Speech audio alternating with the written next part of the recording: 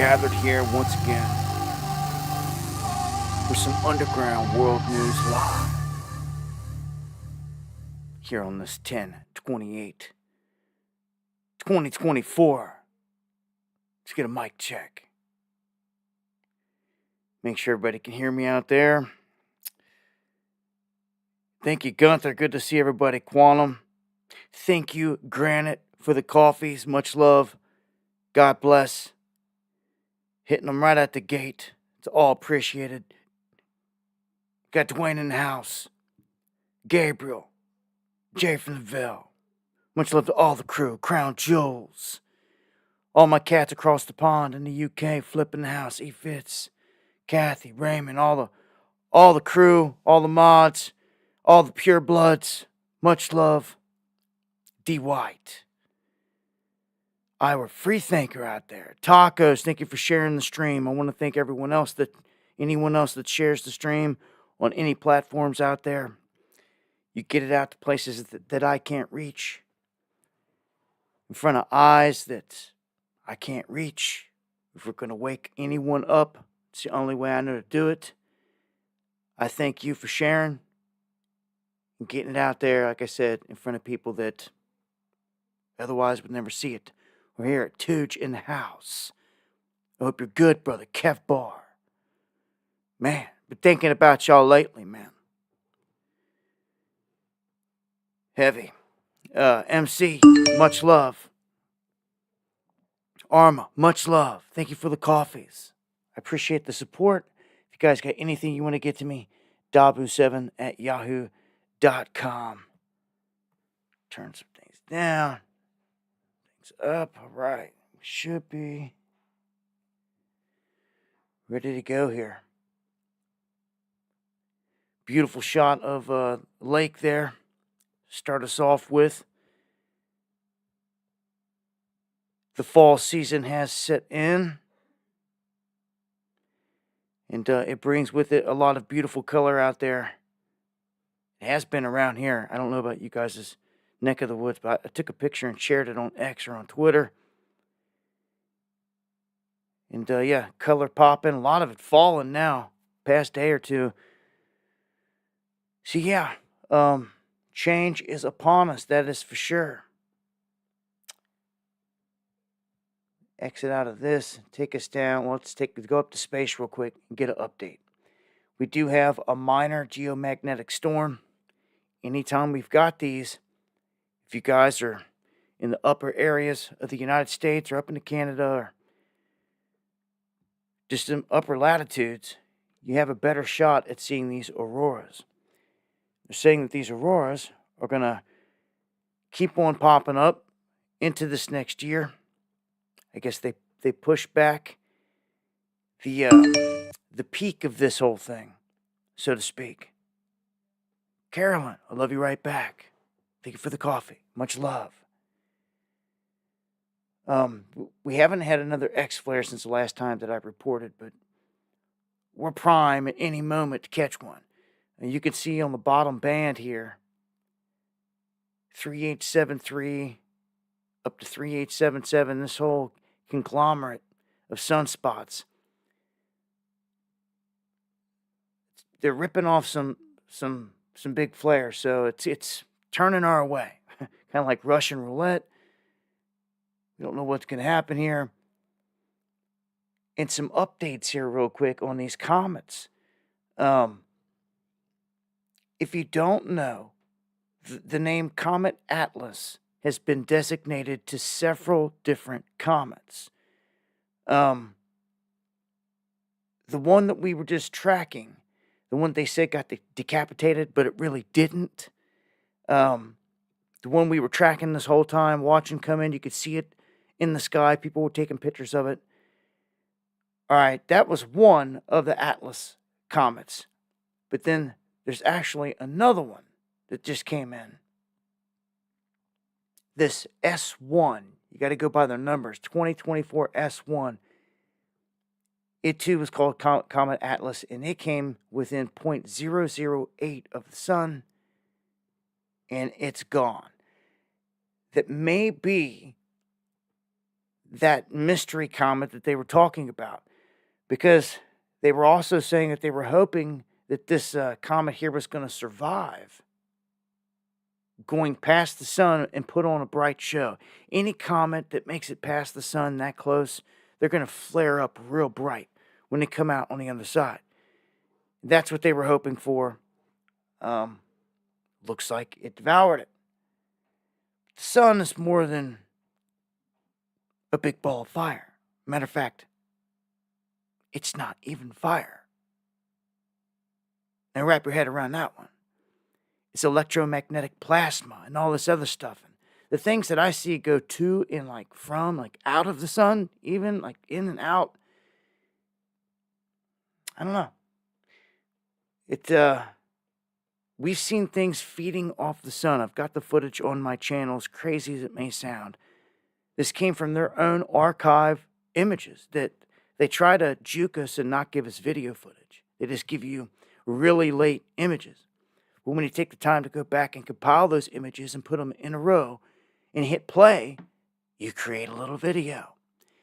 And that's what I did years ago. And I caught this monster object. It had to be like the size of like Jupiter, going up and feeding off of the sun. And as it pulled away from the sun, it was solid black, solid darkness.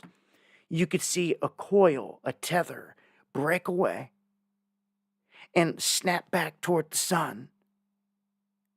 And then this thing pulled off out of there. Well, since then, if you go look it up, you're going to find it's happened in recent years a number of times. This same massive object, about a quarter of the size of the sun or something, goes up and connects to it like it's a gas station, is how I see it, and then pulls off. It's there. It's in the footage. It's happening over and over and over and over again. And I don't just turn my cheek and ignore things. I think it's pretty fascinating. Something's going on. And until we get a definitive answer, we're going to keep talking about it. Man. If I could sit down with Elon for a minute, like, man, let's just go up to subspace and chill and have a little talk. Let's talk about a few things here.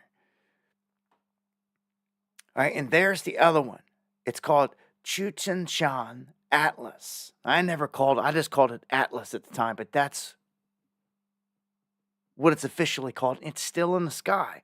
They said last time that it lost its head, was decapitated by a flare and all this other stuff, but it survived it. They were wrong.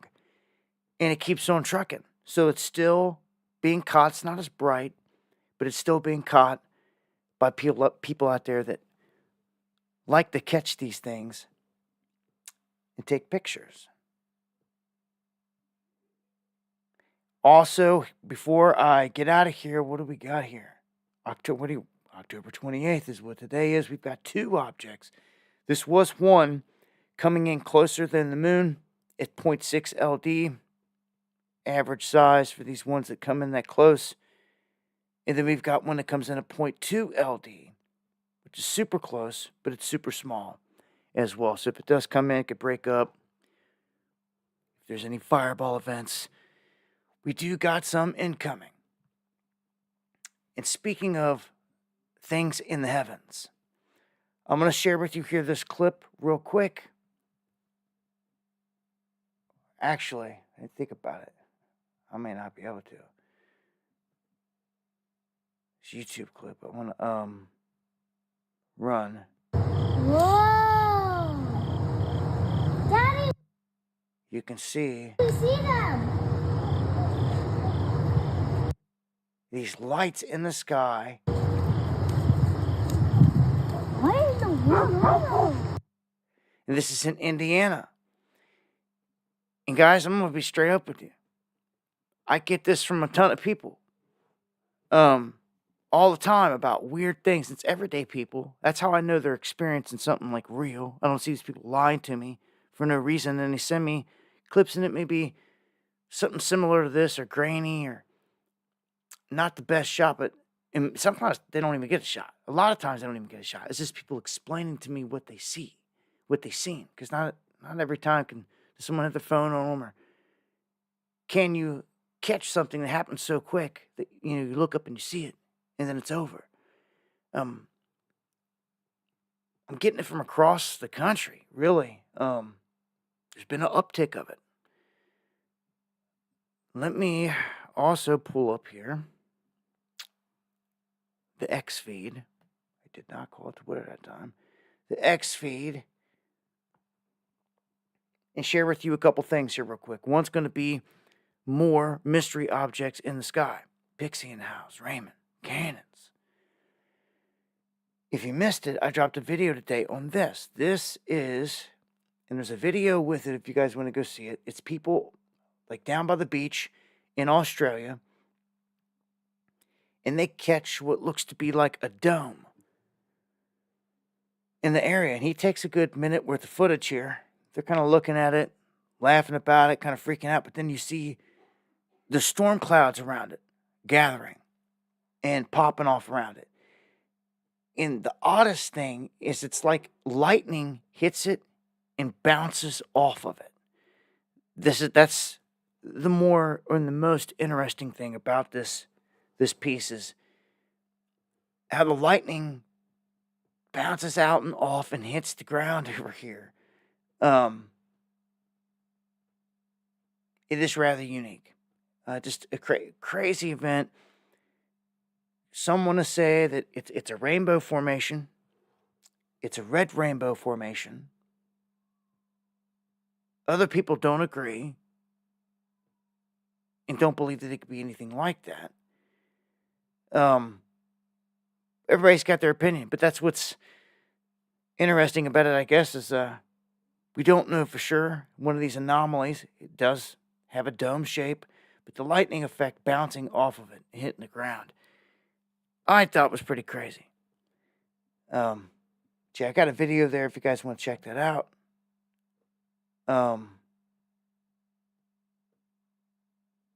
Much love, again, to all the guys that share it. Now, we've got this clip. As it says here, a fleet of UFOs recorded in Richmond, California on the 25th, and another fleet in Georgia on the 27th. Try to load this up so you guys can see objects there. I have some interesting videos to share with you today. The first one was captured by a man named Omar in Richmond, California on October 25th, 2024. And what he records is what seems to be a fleet of UFOs in the night sky. But this gets even more interesting. On October 27th, 2024 in Georgia, a man by the name of Colt Lee films what appears to be the same UFOs in his night sky. Is this a coincidence? I don't think so. Take a look at both videos and tell me what you think.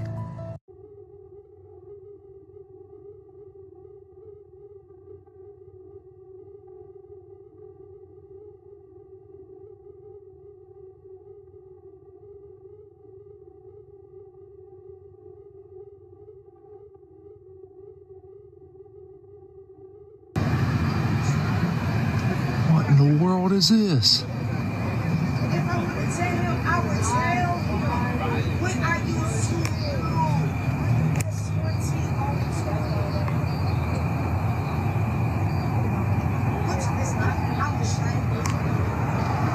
They said they seen a bunch of angels.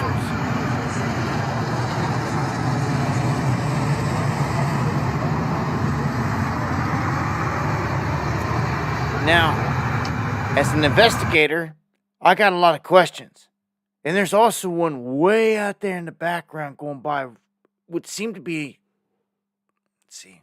I don't know. He's moving the camera. It's hard to make a determination on this. But we've got 5 objects here. We could be looking at different things for sure. Someone made the comment these are reminiscent of the lanterns that you let loose. You light them. You let them go. You know what I'm saying? This, I lean heavily toward that. These lanterns. I mean, this is what we do. We got to roll things in or out. This other set could potentially be the same thing, but it's at a it's further away. My biggest question is, did anyone else see this? I mean, this is why I put this on the show, because how can big events go down like this and like no one else in the freaking city see it? You know, someone's got to be out on their porch smoking a cigarette, or something. Someone else has got to see this on their way to work, like looking up in the sky. Come on. It's got to be caught on other cameras. Highway cameras, store cameras, ring cameras. See, these are the obvious questions I ask. And if we have a lack of other information, sometimes it's kind of suspect.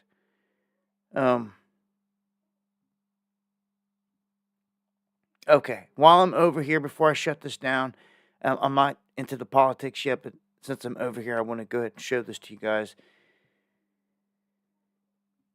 There are people in Virginia, and I've seen multiple things about Virginia putting people that were not even supposed to be on the ballot back on a ballot, or adding them to a ballot. And then, as you can see right here on the machine, people filming this, the name says Donald J. Triumph, not Trump. Triumph with an I in there. And dude, this is highly suspect, man. They show you all the footage right here. This is highly suspect, man. So it brings up a couple things right off the bat. It's some shiesty way. It's a shiesty way. And thank you, someone, for the coffees. It's a shiesty way to rule all these votes as ineligible. Saying that they can't go to Trump because of this I error. Whether someone else did it or not, whether it's rather obvious people were voting for Trump or not, I feel like they can. This is just one of them things, man. It's OBS. I'm on OBS.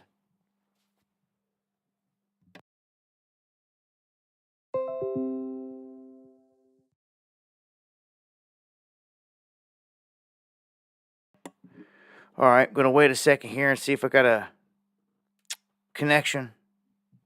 As soon as I get some 5x5s, I'm going to keep it pushing. Right, you're back. Thank you, Mark. That was rather quick. It doesn't seem like it ever cuts out that long. If you hear me talking about it, it looks like the whole thing came and went. It like happens, it cuts out, and it's back. And it happens once or twice a stream. Try to get through it.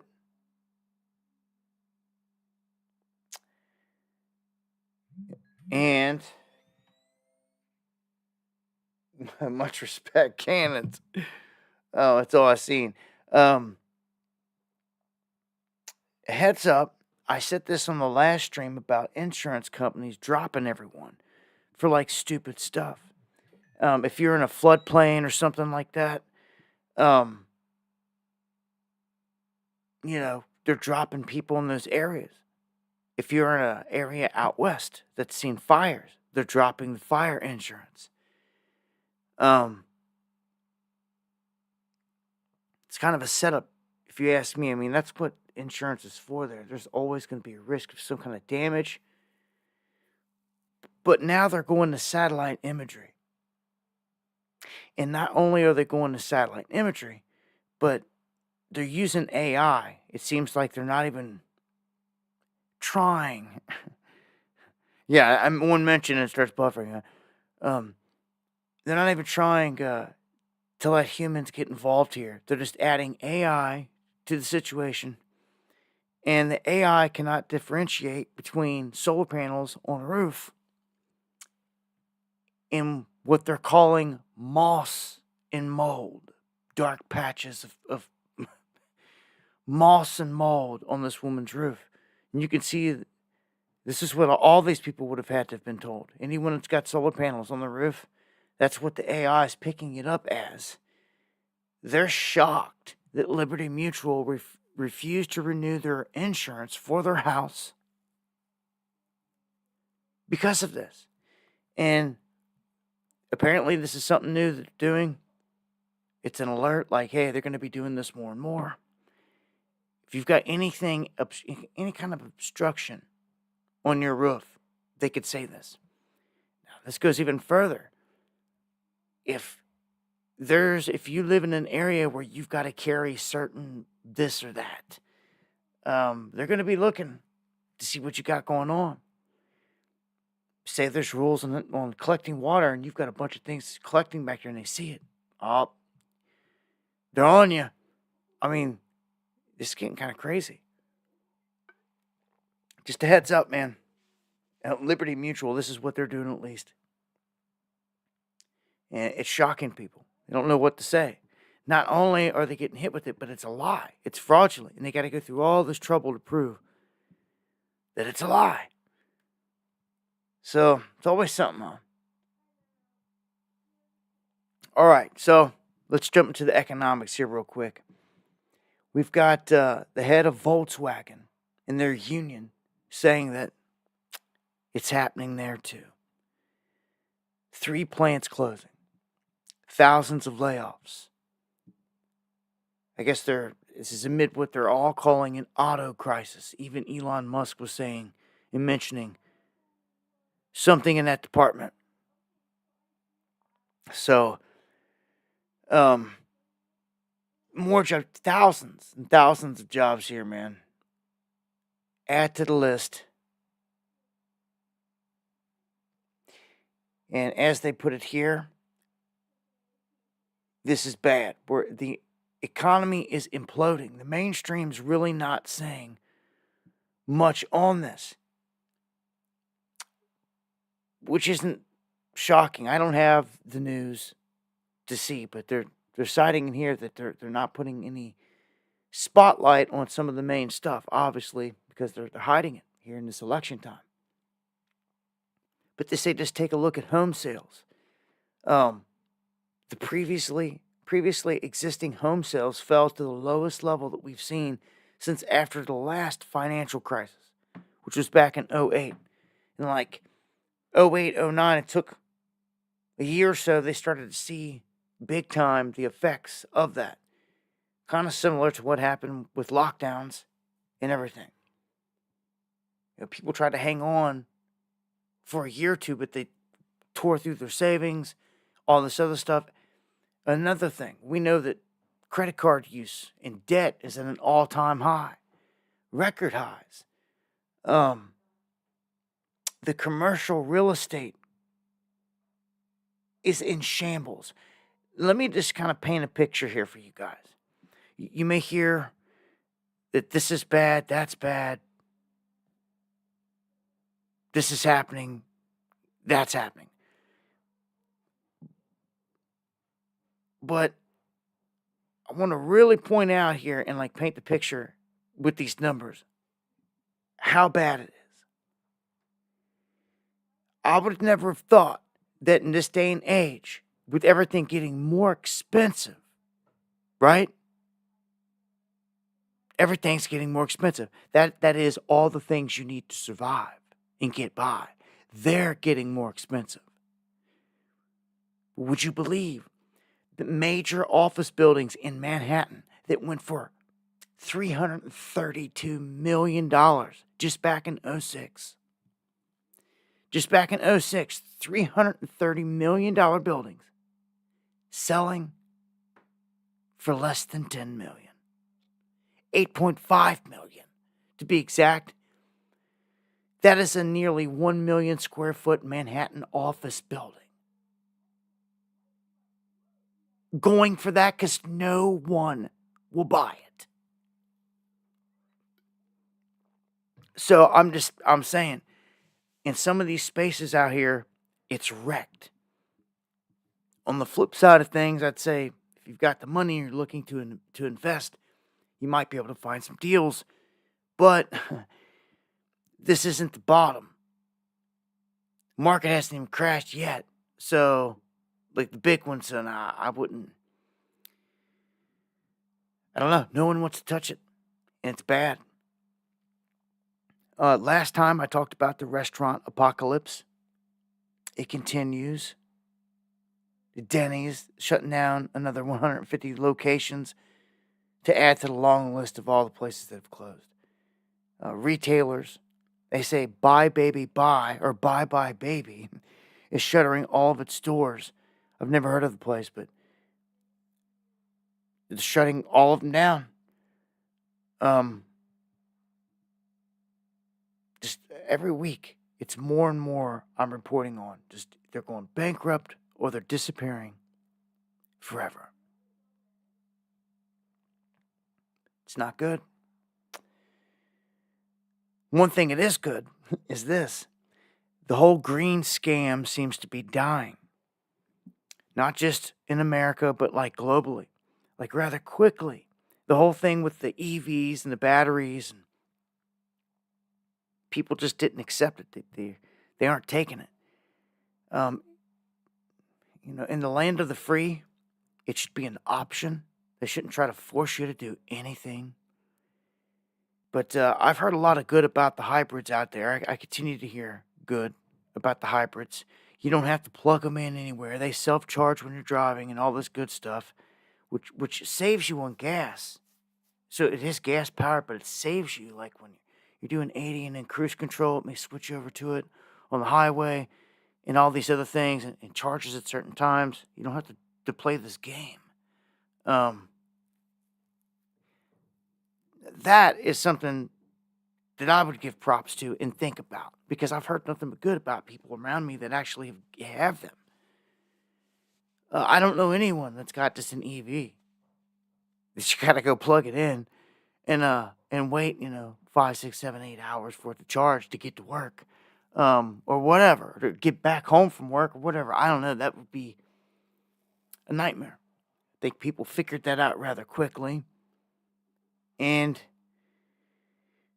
there's been a lot of talk of this nuclear stuff. Like all kinds of people, and not just small dogs, Amazon, Google, big dogs, all jumping out there saying, check it out. We're going to invest in these new nuclear facilities. They're compact, small nuclear hubs that are different than the ones we're used to seeing. They are safer, but can nuclear ever be 100% safe? I think not, because it could always be struck or blown up and cause a catastrophe, regardless of the size and the scale of it. But as long as they're making advancements, that counts. They shouldn't be forcing people out there to not use their own natural gas and not burn their own coal under the carbon crap. People see through that. China hasn't even batted an eye. They're like, yeah, we're on board. And they just turn around and buy record amounts of coal. And what I don't understand is our government is selling it to them, but yet won't let us, the states or the people. It sounds like the biggest scam ever, but yet it's happening and no one wants to even talk about it. We need to take the power back. Hopefully you're in a state that does that. I see big things happening with coal and natural gas and these resources from here. It's all we've got left, what God gave you. And for some tyrant to come along and say, you can't use that, you can't do this, you can't do that. Nah, don't think so. Because some climate scam, when they're slaughtering people every day, like you care about the people of this planet. It's just, be honest. They don't. So it's all a scam right there. Just look at Ukraine. Look at all these battlefronts. Look at the people getting mauled everywhere. Well, I'm just glad that their agenda is going down the tubes. If you guys missed it a couple of streams ago, I thought it was funny. We saw Greta Thunberg, one of their young activists, has flipped the script. And she's out there now, not towing the line for Israel, but like joining the Palestinian side. Like, no. Like, you guys are doing this and that, and calling them out. And it just goes to show, with time and with knowledge, things can change. And I think that thing with Greta right there is a perfect example. Someone was a blind little puppet being used by them, actually woke up and flipped the script. Like, no, like, hold on. You guys are devils. And not to say she can't be controlled again or anything like that, but there's levels to this. And as you get out here and you experience it and you live life, you start to see more and more. I'd like to think that most of you are out there seeking this knowledge is why you're here. Looking for this information, man. What's going down in the world. I'm trying to give you guys here the good, the bad, and the ugly. Before I get on to some of the harder stuff here, though, let me just point out a couple final things here on the economic side. I keep telling you silver is where it's at. But look at this. I seen this one. It says silver is powering the green energy revolution. And it says from solar panels to electric vehicles to any and all of it. So even if they continue down their path, and you know they're going to keep trying to push it one way or another, the whole green energy revolution, they admit right here, is powered by silver. You know what that means, don't you? This is it. I'm telling you, by 2030, anyone, man, it's going to be well past $100 silver. Maybe $100 more than where it's sitting right now, at least. By 2030, a short 5 years from now. You remember when they locked us all down? It was not long ago. Okay? You look in the rear view, it was almost a short 5 years ago. Going on that. Entering 2025. 2025 is a pivotal year. Either this country gets turned around, we turn things around all in all, or we continue down this path where the United States gets torn apart. This is kind of a double-edged sword here. I do see silver and gold going high. And remember, Russia just called for a whole new platform. A whole new platform for trading silver and gold. You know what this means, don't you? When BRICS establishes fully and they push this brand new platform out there, they're going to put a price on it. It's going to have a brand new global price on this brand new market because the West is done for. They're overriding it. And as I was reading in an article tonight, they don't look to compete and be a counterbalance to it. They look to overthrow it. They look for BRICS to be the way, monetarily. And this is a setup. The United States stole all of Russia's money, man. They stole it. If you guys ain't been keeping up with the news, what's been going on, this is huge in terms of what's happening on the world stage. They flat out stole their money out of the banks. Now that they're talking about handing it over to Ukraine, loaning it to Ukraine.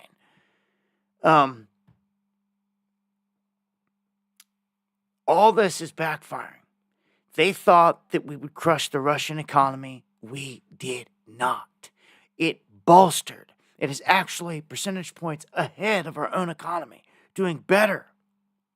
And because they have strong ties with China, throughout Asia and the rest of the world, they've shown everyone, you don't need the West. Just surviving and also taking on a full-fledged war on the doorstep involving Ukraine, where they're daily bombing into Russia now, which I didn't think you would have thought 5 years ago if you would see that, them bombing into Russia. It's on. Well, it's on, but at least they're not nuking each other yet, right? Some could say they are using miniature tactical nukes in different spots and positions. I don't know, but look, war and all these things, technology, they're going to come for all these precious metals in the name of national security, which, what does that make you think of? Confiscation is what it comes to my mind. Makes you think they'll do it again. If it's in the name of saving the country, they'll do it again. They will. Saving the almighty dollar. What's left? Whatever they want to get up there and their shills want to spew. and make their puppets believe. I'm telling you, silver and gold's where it's at. I'd go to the base of a mountain and I'd work my way into it, get rather deep into the mountain, and hide it there. I don't know what else to say. Only operate with small amounts. I'd say the same thing with cash right now. If you've got money in the bank, I would only keep in there enough for the month ahead. I wouldn't keep your savings in there for sure. I keep just enough, and a lot of people living paycheck to paycheck, so, I mean, like, well, check's going right to bills.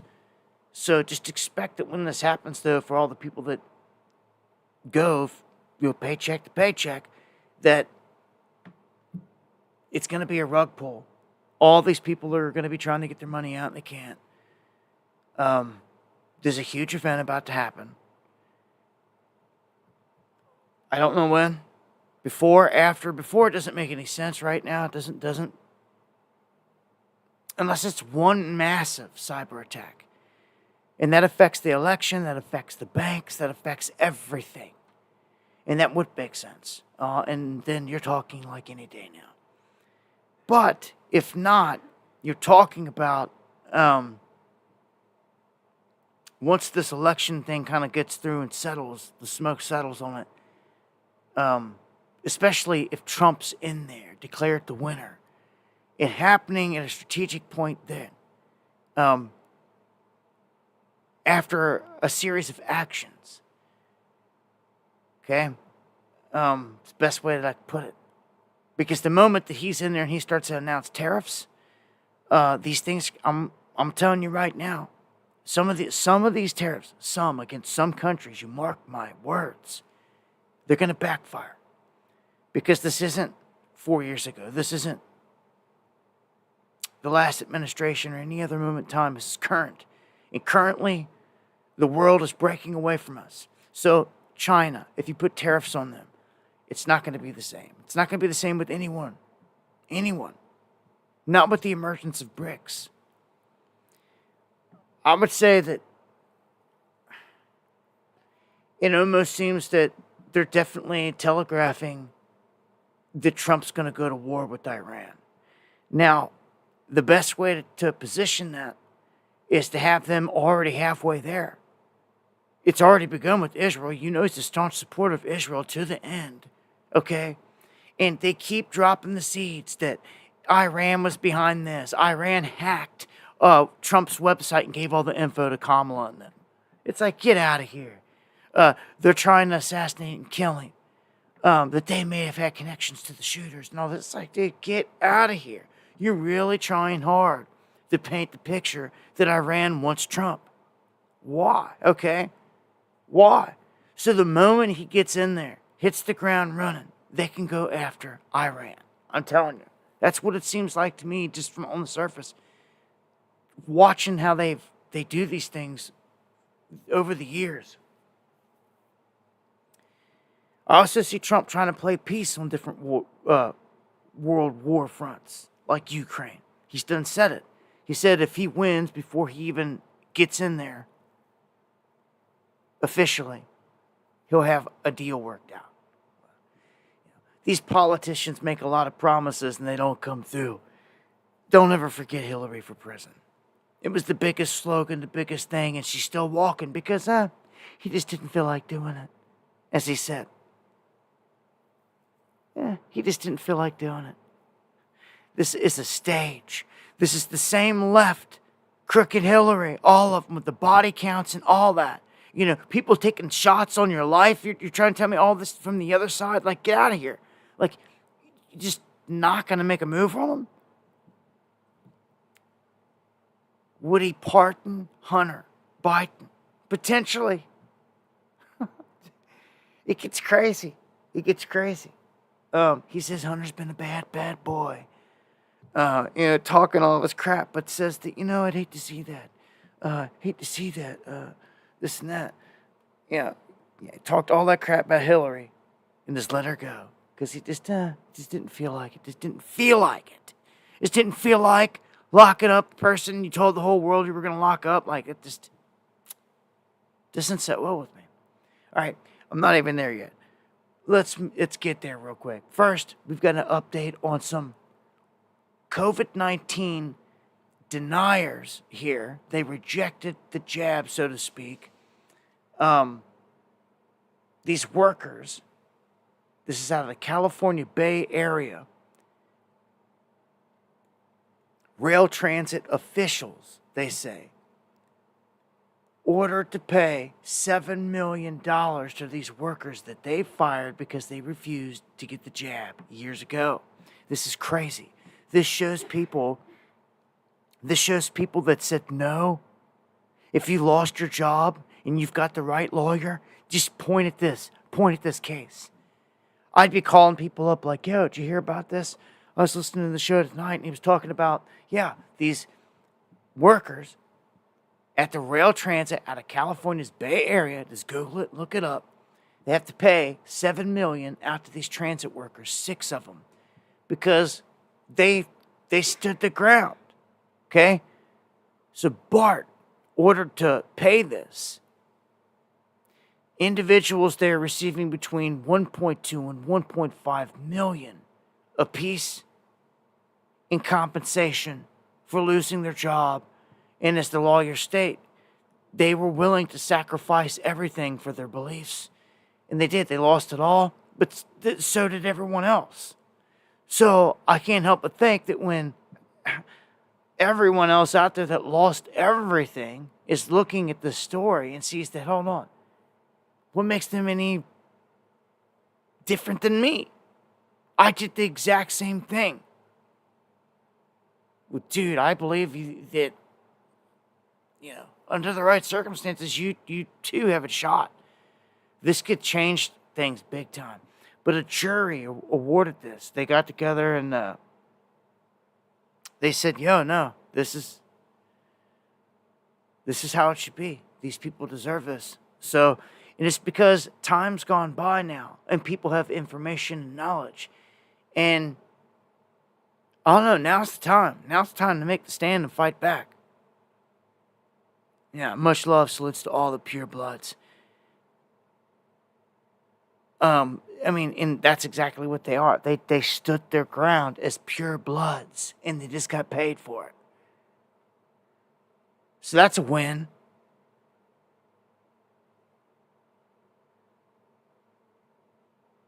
What we got here coming up on... all right, let's dive into some stuff pertaining to Mexico.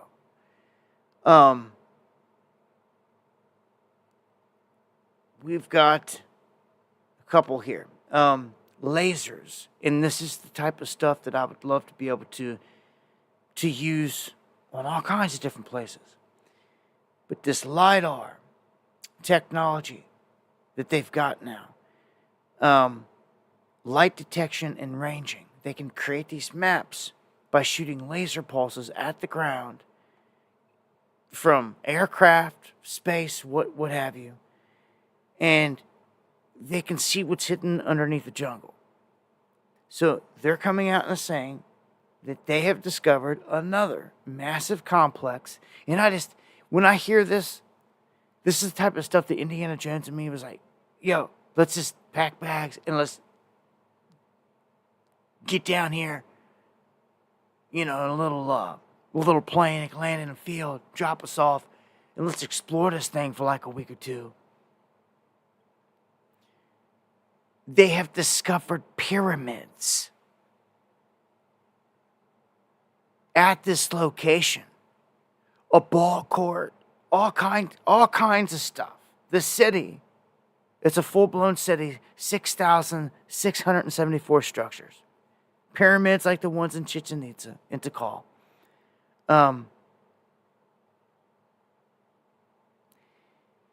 It just goes to show you that there are things on this planet that still have not been discovered, still have not been found. There are mysteries still out there, whole cities yet to be discovered, for no one has even walked into. Can you imagine the treasures that lay there? I'm serious. The artifacts that are there, from not just the ancient gold and silver stuff and the pottery and things like that, but bones, these giants, and everything else that sits there that they have not had a chance to hide yet. It's untouched. You talk about, you better get in there before UNESCO, because you'll never know. UNESCO gets in there or anything like that. They make it World Heritage Site. They mark something like that, you guarantee, you bet your bottom dollar, there's something in there. And they don't want you discovering it. And that's what I say about most of our national parks. That's the only reason they're a national park, because there's something ancient in there. And I know it. It's a fact, Jack. Four Corners, out west of the United States, I've been there. Go there yourself. You'll see it. You'll live it. You'll see all these places, these structures that are everywhere. Like, what the? Like, dude, looks ancient. Then you start looking at satellite imagery. And you're like, look, there's footprints of buildings. And then you go there, and there's nothing but a footprint. And you find it. And you think to yourself, how old does something have to be withered away by the winds of sand and time? Literally, like withered away, eroded by wind, water, and everything, down to like a nothing. But you can still see the footprint. I'm talking old. I found a sundial, which should be in a freaking museum or something. And it's on my channel. I did a video on it. But when I posted it, it's like it only got a couple thousand views, like it didn't exist. And it's like, oh, really? We found this out in the middle of nowhere in the Canyonlands. And it's like a bomb went off out there and just shattered everything, like you're in a Martian landscape. But yet you stumble across these things that were made by man, and you know it. Walls, structures, huge sundials. I found a huge triangle with a white eye in the middle pointing right toward where the sun came up. So that proved to me, because I got up off my tail and I went and I looked, I discovered something crazy. That's why I want to go back so bad. I have unfinished business out there. We have several trips out there, and every single time we've found nothing but mind-blowing stuff, and I just want to go back for more, all the way up to Area 51. I mean, I've looked into a base that officially don't exist, and that's a lie. I know it exists, and I know it is a lie. It's just things like that are out there, man. You hear once. I feel like we should be unraveling the riddle here in all these things. Imagine just if you found a place like this. You found scrolls. You found tablets. You found anything like that, man, that told you, showed you some real history. Something that's been hidden. You can unlock something. Because if they find it, they're just going to hide it, man. It's Mexico, man. It's the land of a lot of border chaos and war-torn activity, which sucks. Because it seems like all the places like this around the globe have this going on around it. Have the chaos and the killing and the shooting going on all around it. To where you can't even get in to some of these places because of that alone. That would be the only thing stopping me from going here and planning an expedition with the crew and saying, let's just do it. Screw anything else. Like, we're going for history. But you got to be smart about it, too, at the same time. Now, with that said, we go to this next one. Entrance to the Underworld discovered in Mexico. And this is the stuff I'm talking about. You just don't even know what you're going to find. Not only above ground when you know a whole city was there, but underground. Hey, when you take it to the underground, this is where you start to find some crazy stuff. Now, archaeologists uncover what they call the back door of hell in tunnels under an ancient church. inside of Mexico. So a church that's there today was built on top of another ancient site. These are the things you need to pay attention to, because modern day buildings at certain places and locations and coordinations on the planet, they are literally on top of something more ancient. Kind of similar to when you go around the planet, you see the megalithic rock at the bottom, and then the Romans and whoever come along after, and then they do their building on top of it. Kind of the same type of idea. And thank you, Certified Health, for the super chat. Appreciate it to the fullest. So this is crazy. They're saying, again, with this LiDAR type of technology, I mean, look at what this simple LiDAR is doing. If we could get our hands on this, we could do so much. They have found tunnels and chambers underneath this church that run into a complex. There's the modern day church. So it's sitting on top of what was an ancient megalithic site that goes underground. So they start to show in these images like this one that in these cavities that there are rooms and that these are tunnels, and it's all underneath of it. I would say most of the ancient places like this around the planet have these underground places and facilities. I mean, we know this in Rome and the Vatican, the catacombs that run through all those places. A lot of the big cities, we know of the big ones that were found in California, Southern California, and they're all over. I mean, not only do you have modern day tunnel systems, the government's running and all that, but you've got ancient tunnel systems out there that's where it's at. I'd rather stumble upon an underground ancient corridor and be able to explore all that than a modern day chat. Dumb, if you will, deep underground base. I don't know, alien, so to speak, fallen one activity in those domes. That's a whole different thing. That's interesting in itself. Domes are interesting in itself, but I'm just saying, if I had a choice between going through a newer underground man-made tunnel that rigs and cars are driving through, and then the same thing, pitch black, ancient, I'd go for that, because you just never know what you're going to find. Again, you only live once. So this church is located in Mitla. This is east of Acapulco. Down here in this region, the southern region. Now, I know that there's violence all across Mexico. I would love to go. I've been invited down to different events. And you've always got Jeff Berwick's in Acapulco going down. I believe that's where he stays and lives. In a secure, type compound, it seems. A nice place down there in that area.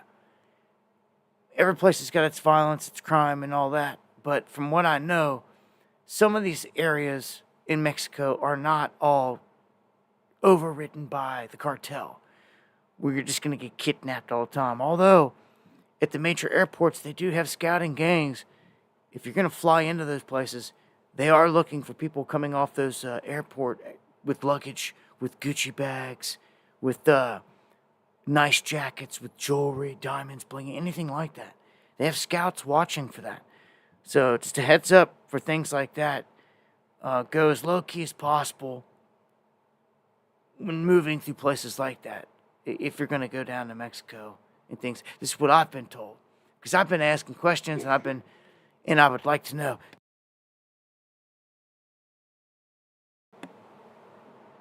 I've been asking questions like, what's going on down here? Because it's right there. Mine is crossing the border that everyone else is flooding across coming this way. I've thought a million times about hopping in the car and just driving down to and through Mexico to these sites. I don't have to fly. I don't have to hop on a boat, go across the ocean. I could drive there. It'd be a haul. It'd be a mission. But it'd be possible. Again, the only thing is these cartel members. I've got Mexican friends that have told me they won't even go down to some of the areas I'm talking about where they've got family and everything else because of it. They won't even go back to where their roots are from and visit. And they explained to me that if they did, any other family member wanted to go down, they have to check in before even getting into these neighborhoods and these areas. That's how it is. So if they won't even go, it's like, dude, what the? Like, well, I guess I'm still in search of, I don't know, someone that knows the area. Some hired guns. That'd be nice. Protection. I mean, or else you're just gonna have to plan to shoot in and to try to shoot in and shoot back out to get to one of these sites and do your thing. United States has a ton of stuff as well. Don't get it twisted.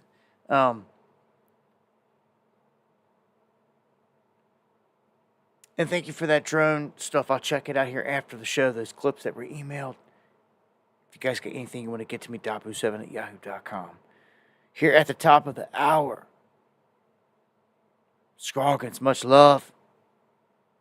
Night Watch Nate in the house. I see you.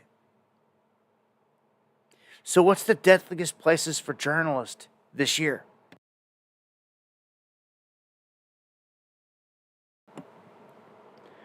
Well, Palestine, as you can see here, is listed with 14.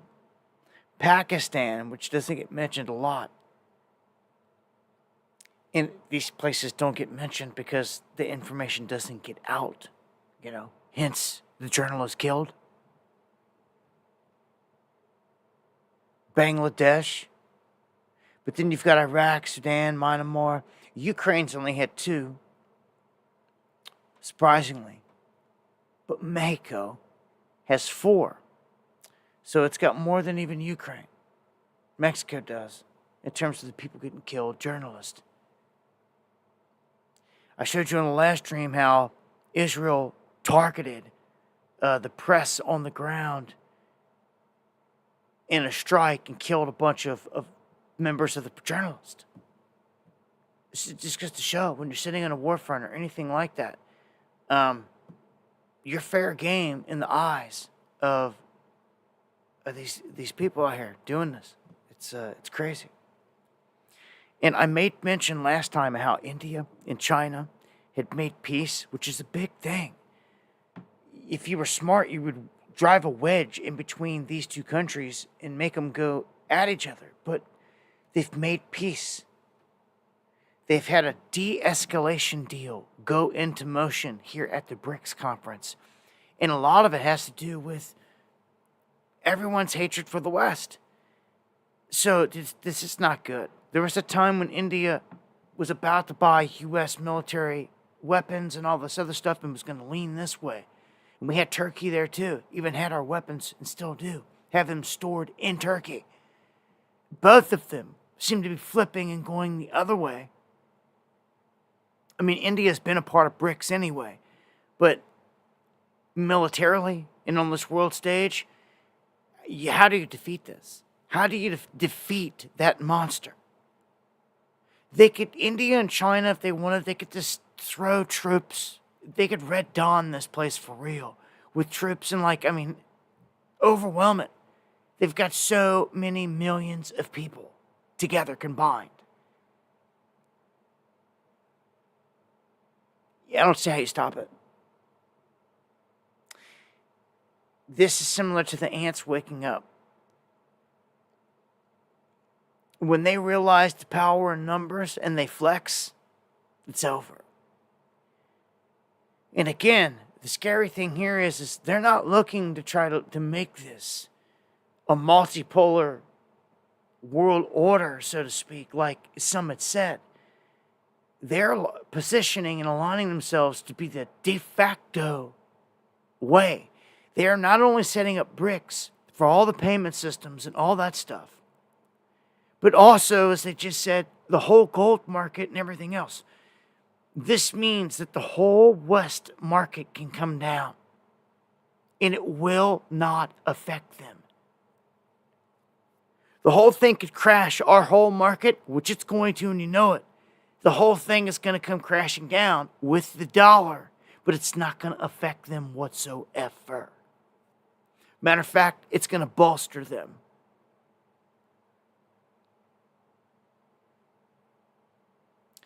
This is a sad time, man. You know, we've been sold out. This place was meant to come down like this. If you're sitting there scratching your head like you don't like this, you're looking for a way out, you want some politician like Trump to save the day, it's not going to happen. This is bigger than one man and one person. This place, it's been written, even in its inception, that this place was like the new Atlantis. And they designed this place. It's in the books, man. Go read the books, man. It's not hidden. Manly P. Hall wrote a book about it, The Secret Destiny of America. A master mason telling you in the open what the whole freaking plan was. And if you want to be lazy and not go read it, then be lazy. Or go get some knowledge, man. You can see we're living through exactly what he said was planned. To the T. And it's not fulfilled yet. You know what else is not fulfilled yet? The Great Reset. That should be screaming in your face that something huge is about to happen any moment. They haven't even reset nothing. It hasn't happened yet. It's going to be a different world on the other side of this event.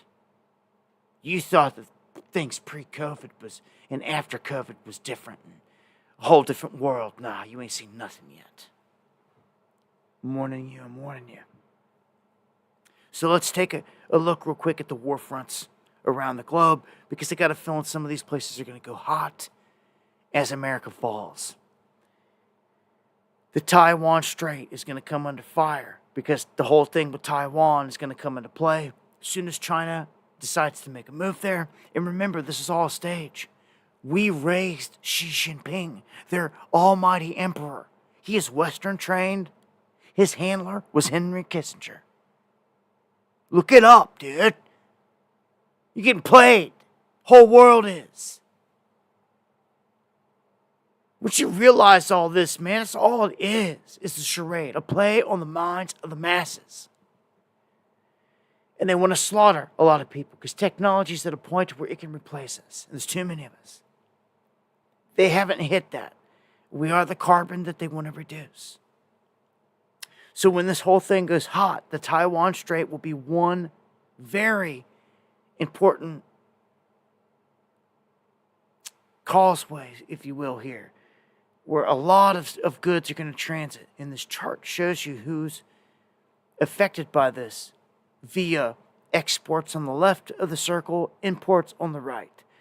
You can see that somebody is going to get drug into this war really quick. They already have been. It's Japan. As soon as this thing goes down, they're going to be affected massively. And they're going to be one of the biggest allies that we've got in the region against them.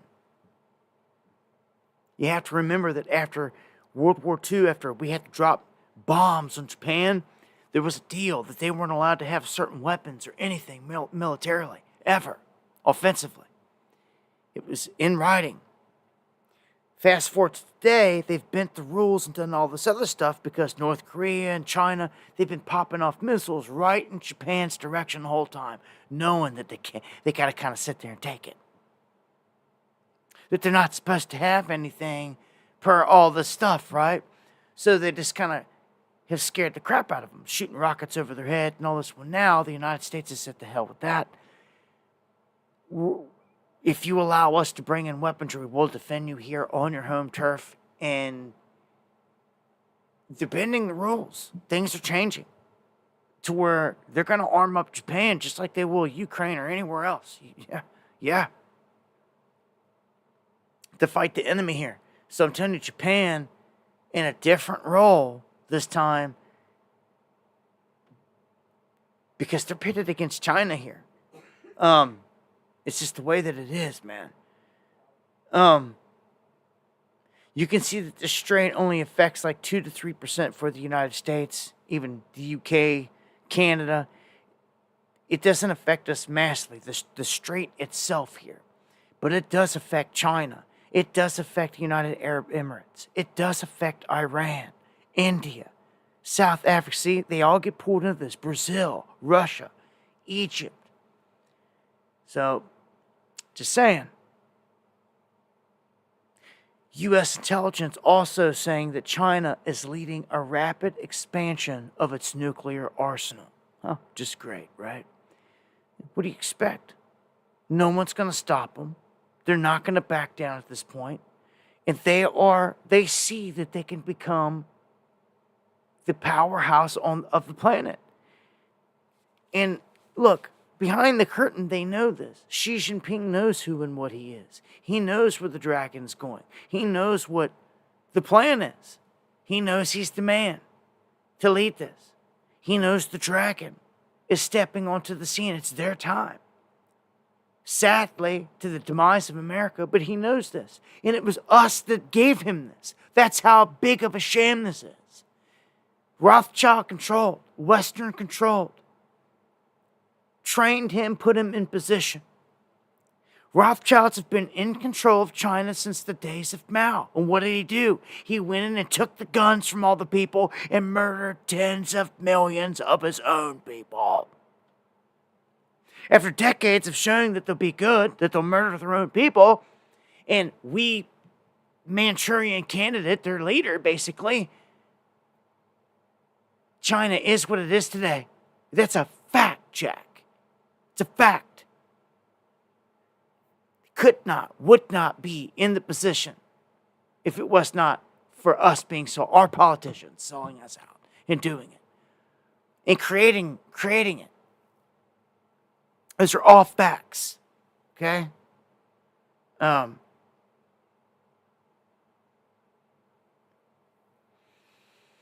This ain't good.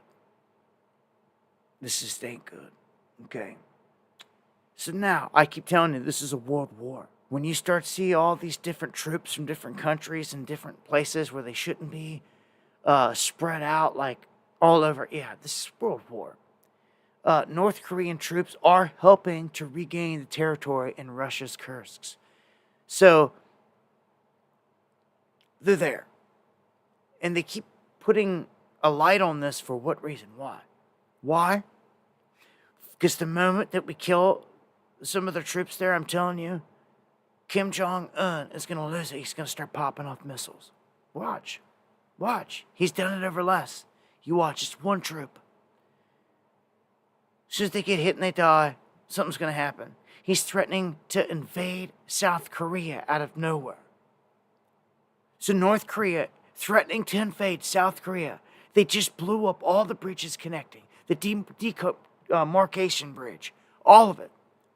Sending aerial assaults of bags of crap over across the border. Like all signs are there, man, that they're ready. Who's on the other side? Well, the U.S. military, full scale. We're set up shop there and in the Philippines. Closest allies around China there in the region. In terms of the South China Sea going hot. Okay, so these are things to think of. This affects everything. Russia supplying the data to the Houthis that are smoking all the vessels in the Mediterranean. All these vessels that have gotten... Look at this, man. Look at all this. Attacks. They're just drilling them. They're shooting everything that comes through there. Nailing every single one. And they're getting all the satellite data from Russia. So these are two major fronts. The Taiwan Strait and this area here. Two choke points where commercial goods travel through large scale. That, boy, it can wreck the world economy quick. So BRICS just dropped a manifesto. That's right, a manifesto for a new world order.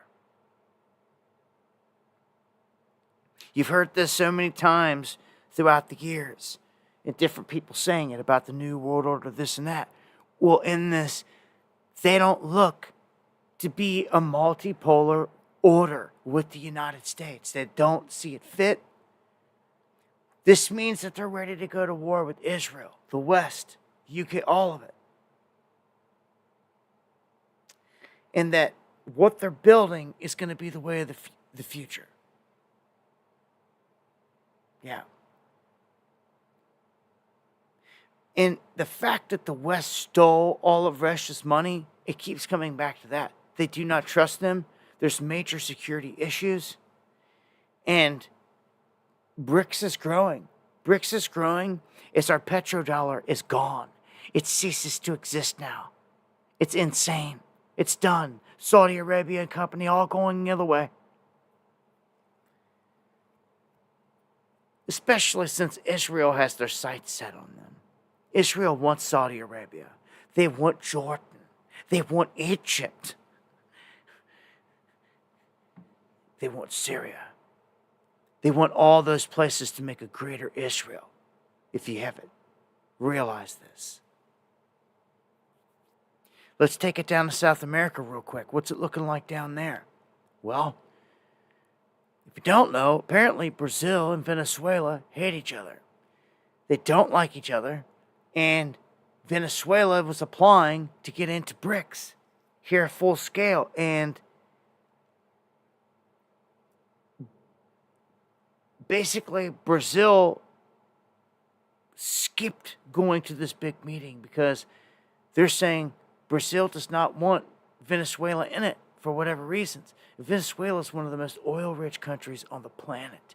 But apparently, these guys don't get along down there in the region. So, in terms of different sides of a war, I mean, if Brazil's going to hop on the side of, they're in BRICS, if you're going to hop on the side of Russia, China, and all the other side, that's against us. That would put Venezuela on our side, which oddly enough would be crazy. But they've been trying to remove Maduro for some time to get their puppet in there. The West has. It didn't work. Some say that Maduro is still a puppet in his own right, but I don't know. If they're not trying to take him out like, Pablo Escobar or something like that, assassinate the dude, then they really don't want him. Then they really don't want him dead. Do you understand? When they want you dead, they JFK you. The world is a stage, man. This man, Bashar al-Assad, the leader of Syria, better watch it. Because the Bible prophesies that Damascus will be wiped off the map. And we're just waiting to see if this materializes in our lifetime. You'll be living right out of the page of the Bible. Assad getting warned now by Israel. Israel threatening Syria and saying, you might be next. Well, do you think? You've only been bombing them randomly out of nowhere for years now. You just struck a port that had Russian assets in it. Again, which puts Russia backing Syria, puts Syria on that side of the war against Israel. You see, in the West, it's crazy. So you can see where all the sides of World War III are falling. You don't really have to wonder. They're all pretty much where they're going to fall. Or hard leaning in that direction, if not official. Okay, it's pretty clear. Like I said before, India and Turkey were like the biggest question marks out there. And they're going the other way. While holding on to some of our weapons. It is crazy.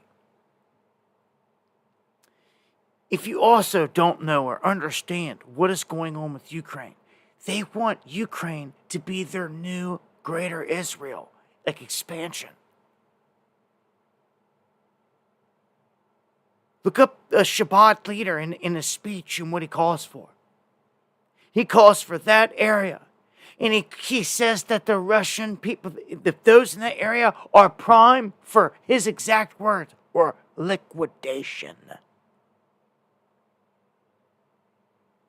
If anyone else out there spoke words like that, they would be called Hitler.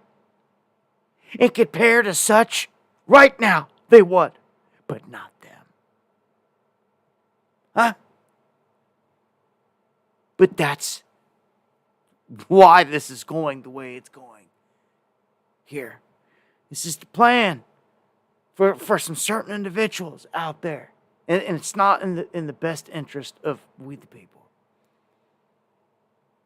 So Israel did hit Iran and struck them back, oddly enough, and quickly. Iran said, okay, we'll take it. We're taking that one on the chin. We're not striking back. We're not trying to escalate all this. It's what they came out and said. The Ayatollah tries to go on Twitter and starts to talk. Now, what's up, Elon? I thought that you were for free speech. I don't care if this is the big bad boogeyman or not. I want to hear what he's got to say. I want to see what's so threatening about it.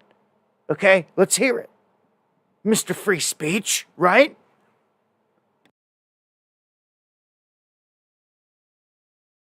I mean, is that not hypocritical to sit there and say that?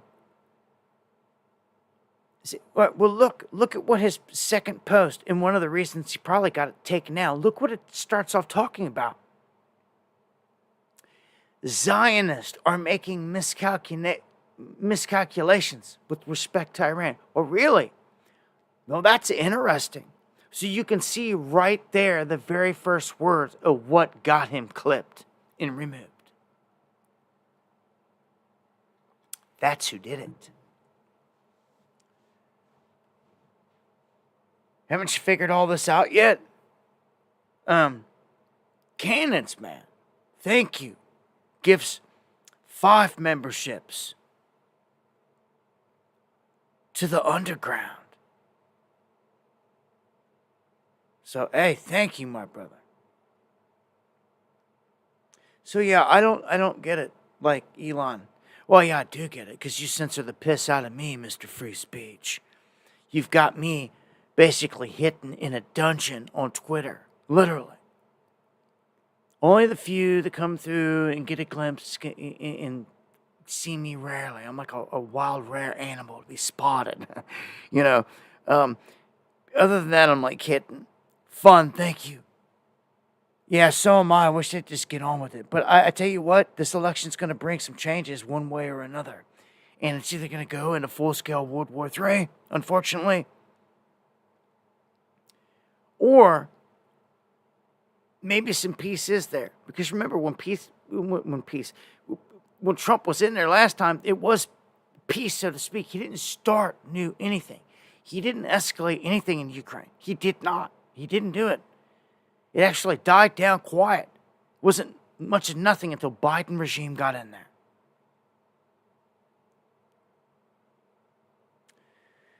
All right. Where are we at here?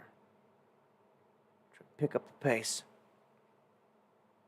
What's this say? The Atlantic Council has big plans for a war between the United States and Iran. Here you go. America. Thank you for the super chat. What's that say? The globalist. Yeah. They want war with Iran. Major. And to just go in, crack at them, take them out, take Syria out along the way. It's done. If they can take these two in this full blow, it's done. It's how they see it. Right? Wrong. You've guys still got China, Russia, India now, all stacked up on the other side. Like, I just don't get it. How do you even think you're going to take all of them out? How do you even think? Well, an establishment person would probably say, well, that's not even the plan. We're not even going to attempt to. We're handing this off to them. Like, they are going to be the new head of the beast as America falls. Somebody has to be as America falls. Why does America have to fall? Because we have to take all what's left of freedom and an armed populace here on this planet. We have to break it down, take it away. It's the only way to do it. So we're just going to decimate it. We're going to break it down to nothing. And it's going to start just this way. So yeah, it's going to suck to be on this ship, like sinking like the Titanic and knowing it's going down the whole time. It does suck already. And then knowing where they want to take this. But at least we know. At least you have the knowledge. You can see where these things are going. A U.S. green light to strike Iran harder might be given if Trump wins. Why I'd say so? I would say that on election night or whenever, if the official moment comes out, they say that this is your winner, and it's Donald J. Trump, whatever, that moment, strikes are launched. That moment, Israel takes it upon themselves to launch strikes. I still see something happening here in the coming days, leading right up to Election Day officially. Sure do. So, heads on a swivel there. Yeah. So, a desperate MSNBC thought that they would compare Trump's New York event to a Nazi rally. It's all that they wanted to project. Again, I don't even see the mainstream. I just see the little clips on Twitter and these other outlets like Gateway and all that. Well, it's enough. You can see right here in this picture, they were outside projecting up onto the building. Stuff like this. Trump praised Hitler. This type of crap. Outside of it while he's inside. Trying to get all these green people or people that just don't know better. Young people, these migrants, whatever, to think this. To trick them into thinking all this. And it's just crazy. They go through... Dude, you would have thought this is the freaking Super Bowl. Or something going on here. Or like something. I mean, Madison Square Garden packed. I mean, nope, it's just Trump. You want to tell me? I mean, look at the live streams. Look at the live streams. They wanted to take away the thumbs down on YouTube because it exposed and showed the truth. Tens of thousands of people thumbing down Biden's videos that showed us the truth. That it was all a crock of crap. Well, same thing. Kamala just did a big interview with Shannon Sharp on YouTube. Had like 600,000 views. Okay? Dismal. You know, that's it. Trump does his live show with Rogan and it instantly has like over 20-some million views. Look at the thumbs up on the videos. They dwarf. Trump's dwarf the Kamalas. Come on. It's obvious who the American people are voting for. If they give you Kamala and no one does anything this time, dude, we've got problems. We'll be calling people out left and right. Oh, what are you going to do? What are you going to do then? Huh? There ain't no waiting 4 more years for nothing. What are you actually going to do? You'll go and pack a stadium. Will you bring your numbers out to do anything? Will you do anything? Because last time you just went home and shut up. You didn't do nothing. Nothing.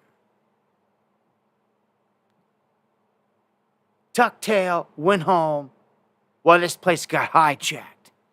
And what's sad is I thought we had people out here that took an oath, honestly, to serve and protect us against threats, foreign and domestic.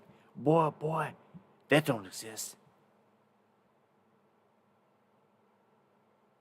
If it does, and they give us Kamala, we'll see if it exists. That's it. Because there ain't no waiting 4 years. No waiting for this. There ain't no excuses for nothing, man.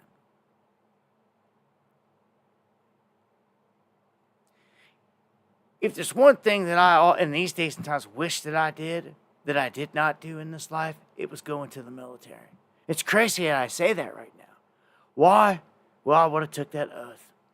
And somebody out there with the training and the ability and the connections would have had to hop on the horse and ride, train the youth and these other people in communities what to do. And it ain't happening nowhere. See, I don't have that knowledge, man. I didn't do it. But if I did, that's what I'd be doing right now. I don't care if they came and killed me. Because I would have took an oath to serve and protect this place. And I've been doing what is right to get it defended. You're being a coward and being treasonous and sitting there and not training anyone to defend this place. You know that, don't you? You know that, don't you?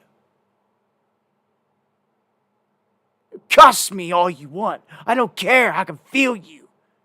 Your cowardness. You cuss me, but you won't cuss the crooked politician that sold us out. We got to make a stand. And I don't even know where to begin with it. Who's going to make the stand? Won't even nobody make a stand against these migrants. Just laying down at the border, letting them walk right on in. Murderers, killers. It's pretty crazy that we got to sit here and say, well, maybe our best bet of defense is the gangs. Because no one else will defend us.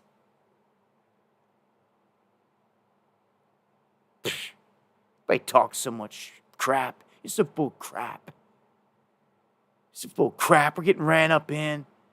Look at your actions. You tell them by their fruits, not their tweets. It's all half these people do is just tweet about it. Just tweet about it. They don't get out and do nothing. Go to a Trump rally. Tweet about it. Tweet about it. Go to another Trump rally. Oh, do nothing. No militia at the border. Nobody defending this place. Castles getting ran up in. Ransacked. I know you feel my frustration.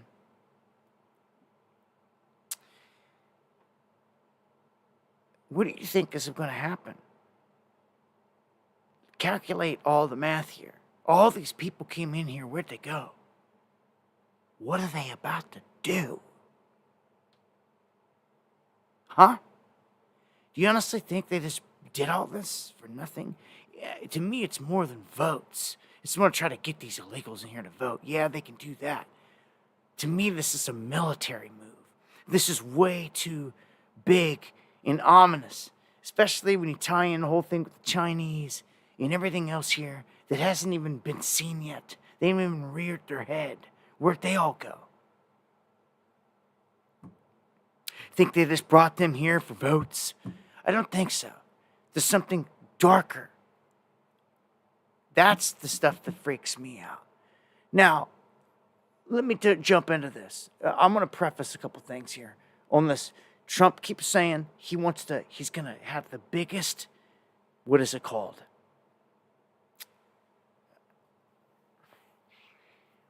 He's going to kick the biggest amount of people out ever of these illegals. He's going to round them up and kick them out, right?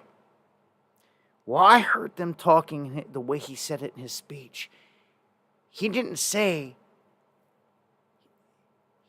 they were going after just migrants. He says that he's amassing the largest groups of federal teams and agencies to go after all the criminal organizations in the United States. That is what he said.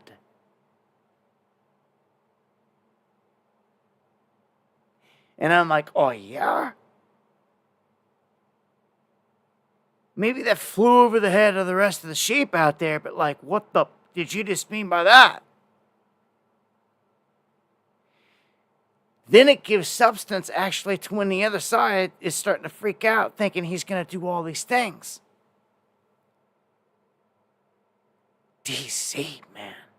You come in. I got to stop for a second. I got to thank DC in the chat for coming through heavy hitting like no one else. Can't thank you for the support enough, man. Legendary. It's all I can say to it. Nobody do it like DC in the chat coming through with them super chats like that, man. Legendary. I'm gonna get into some of these clips here, so you can see what he says about some of these things. It was a big event. A lot of people turned out for this. He had a lot of speakers. I didn't watch like any. I can't stomach all the stuff these days.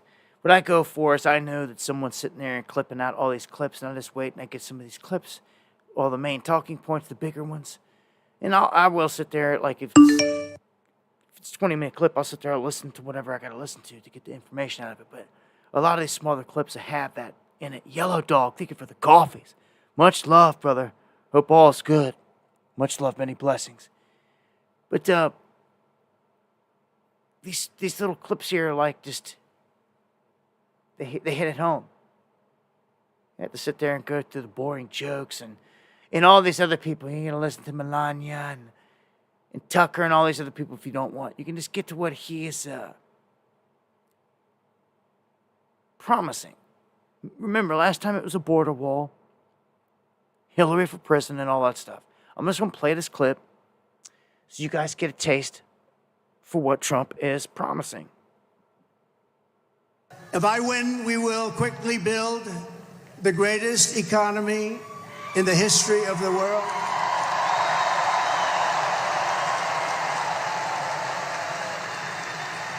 Which is what we had in our last term.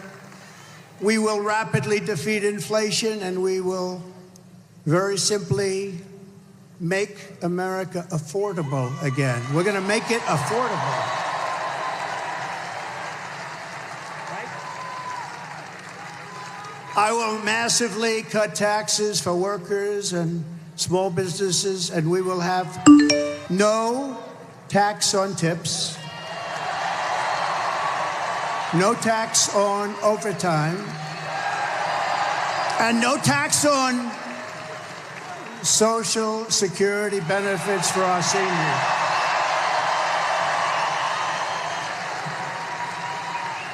And I'm announcing a new policy today that I will support a tax credit for family caregivers who take care of a parent or a loved one. It's about time that they were recognized, right? They add so much to our country and are never spoken of, ever, ever, ever, but they're going to be spoken of now. Thank you all very much. Man, do you hear the things he just said? And thank you, D. Thomas, and you've got that right. Thank you for the coffees and the comment. Did you just hear what this man said about doing away with taxes on tips, on overtime, on Social Security, on all this stuff? Like, this is,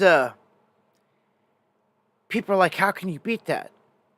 He's floating the plan of replacing all taxes with just tariffs. And what's crazy is it happened before in history, and it seemed to have worked back then. But here's the thing. It only worked, in my opinion, because of our strength. It only worked because we could strong arm everybody. We've done it this whole time up till now. And that's the scary part. Now it's different. This is different from just 4 years ago when he left office. Majorly. It's not the same. We've been depleted. He can't just go to China and do the things he was doing then. I say China, but this is going to be everybody. He's talking about Europe. He's talking about even our allies. Like, if they don't do this or that, it's a tariff. It's a tariff. Tariff and everything. Dude, I've got a feeling a lot of these people are just going to be like, screw you, pal. We're going with them. They're going to go over to the BRICS system where it's peaceful for them. They'll be welcomed. It's not chaotic. They're not trying to steal their money. They're not trying to attack them, go to war with them, all these things. It screws us. It makes this whole thing fold and implode. You have got to see this, man. Trump is basing all this on tariffs, every bit of it. You can't always just say when the left comes up and says they target him on something and they say, oh, Trump's doing this. You can't just throw it out the window all the time. You've got to look at what they're reasonably saying sometimes, because maybe sometimes there is an underlying validity to it.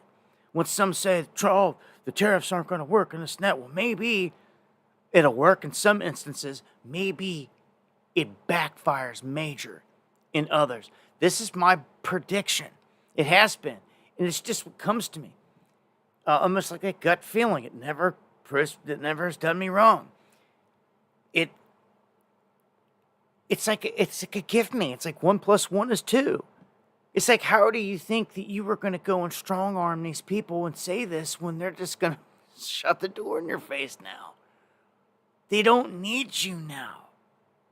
It only worked before because we went around the world with the whole world at the barrel of a gun and forced them pretty much through the petrodollar to use our dollar.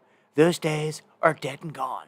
And they've died since Trump was in office last. They've died during this past 4 years. That's the crazy part about it. It's all happened in this window.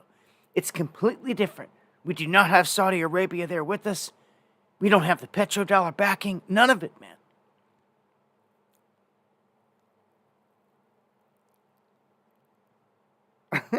Oh, man. Quantum, much love. Much love. Look, I can't even remember the words, man. Look at all the way. Hey, those things just come out sometimes, man. If I can muster one up, I'll drop one. Timing's got to be right, though, right? Keep it pushing here.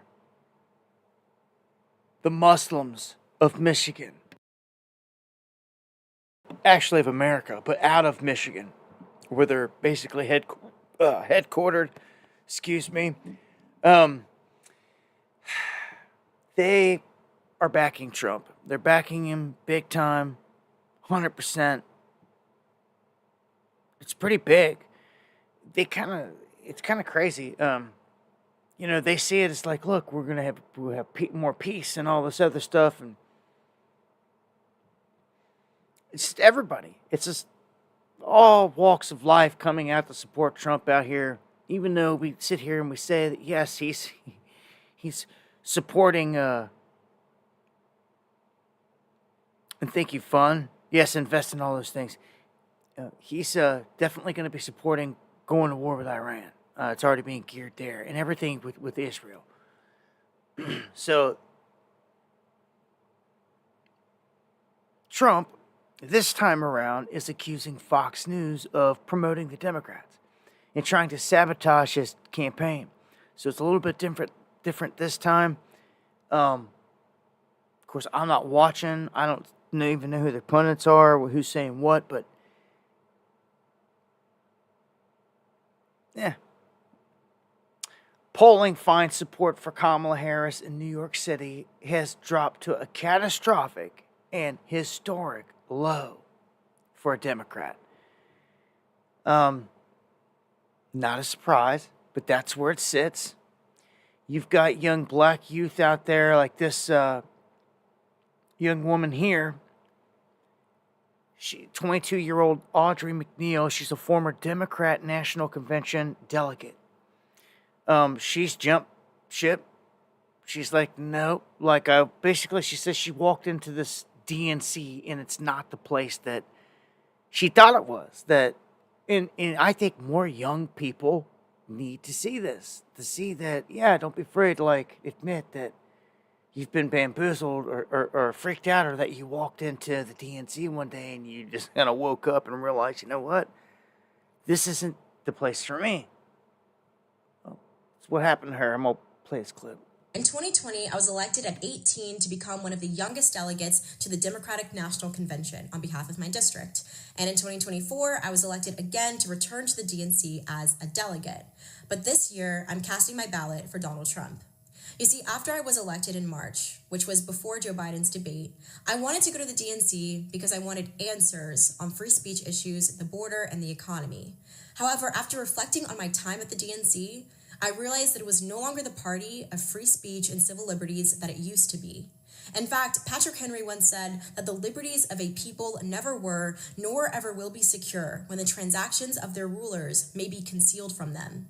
And for the rulers of the Democratic Party elite to install Kamala Harris as the presidential nominee via stripping the vote of 14 million Americans, including their own delegates such as myself, well, that was a decision and a transaction that was concealed.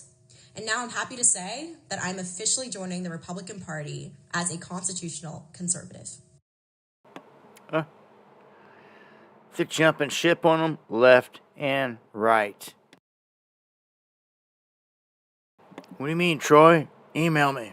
Who buys junk silver? You asking me? Your local pawn shop, probably. I don't know. But hey, get your hands on any silver, anything, copper, any of it. Hold it, stack it, hide it. I'm telling you, I've told you for too long.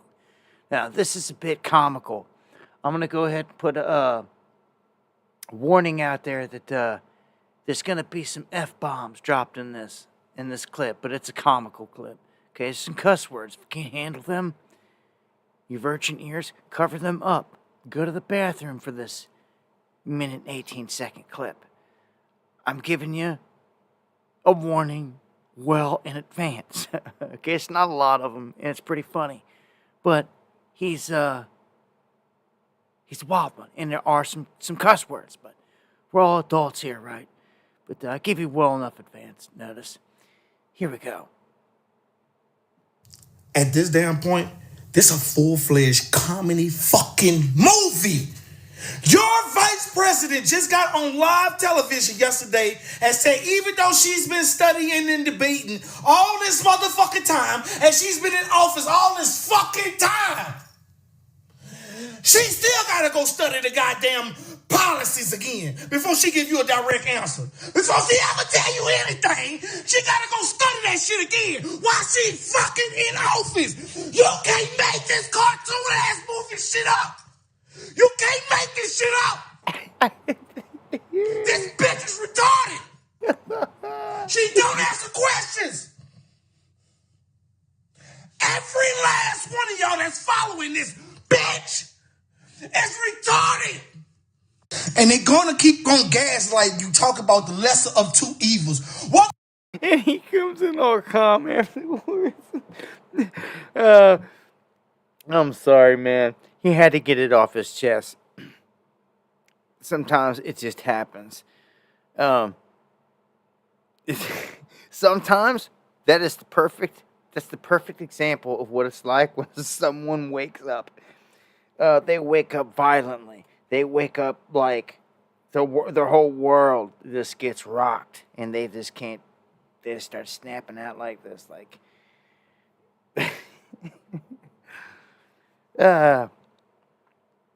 Anyhow, I thought that was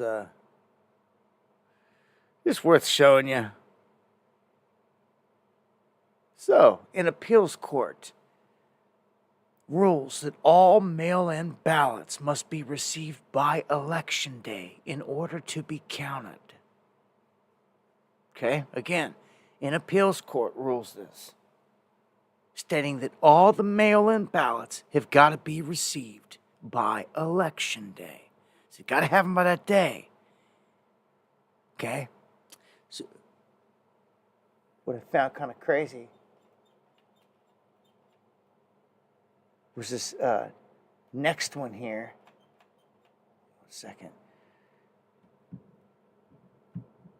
Says that Nevada Supreme Court rules that mail-in ballots without postmarks can be counted 3 days after the election. So very interesting how all these things, when it comes down to every state and these little things that they're all doing to twist it and manipulate the game and all that. Yeah, man. So this is Nevada. So you got to keep in mind what everybody's doing. What they're doing down there, manipulating stuff in Georgia, what they're doing in Pennsylvania, what they're doing up in Michigan, what they're doing down here in Nevada. It's the same handful of states that you're just going to have to watch, man. There's so much going on here, okay? They caught, actually, a Dem operative on film allegedly admitting how they were setting up the last election and how they basically said that there was a leak in the building and ran everyone out of the building. I can't believe they bought it. They ran out of the building. And when all the Republicans left out of the building, the Democrats came back in and went back to counting. Oh my gosh. So he's telling us what they did, the tactic they used last time, what really went on.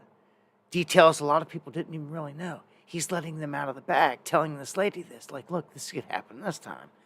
It's like, dude, it better not. So people better be on their...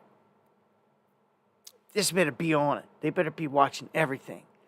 So I'm not gonna play this whole thing. It's like 10 minutes. I'm gonna play this first minute or so and let you just hear this guy admitting these things, though. Like the whole thing with the dome when they was counting, that was the big thing here, was the counting of the ballots at the dome. It was all counting the ballots, and they told them that it was a leak on the opposite side of the dome. Everybody needed to evacuate. So then when they all left, the Democrats went back in and started counting, and the Republicans went back to the headquarters. They didn't know. You know that for a fact? That's what happened. Yeah. They made it seem like nothing had, like they legitimately had leak issues. Yeah, so they had said it was leak issues. So you see them on the video putting everything up, and they left. No, they put someone put stuff up, and then you see them leave. Then they was out in the parking lot when I guess they told them they could come back in. Or they was out in the parking lot and they was gonna go back to headquarters, and so the Republicans left. The Republican watchers, they all left, and so after they left, the Democrats went back in there and started counting. So that's the videotape. You see them when them walking back in, pulling the shit out from underneath the tables, and during that hour, and then the other part was that when they were counting, I think during that hour, that stretch of that, it was only like less than 100 votes was counted for Trump. Okay, so right there. This guy should be summoned into a court of law. After this footage, he should be summoned into a court of law. I don't care if it's emergency. We should have a court system set up for things just like this. I don't care if it's last minute or not. If it's coming up on election day, this guy should be like served tomorrow, and he should be due in court like Monday, like before the election. And this guy should be explaining everything that he knows about what he did. I mean, he just did. He's busted. He can try to switch his story up or whatever, but they're going to see it's switching the story up. They can bust his tail on this and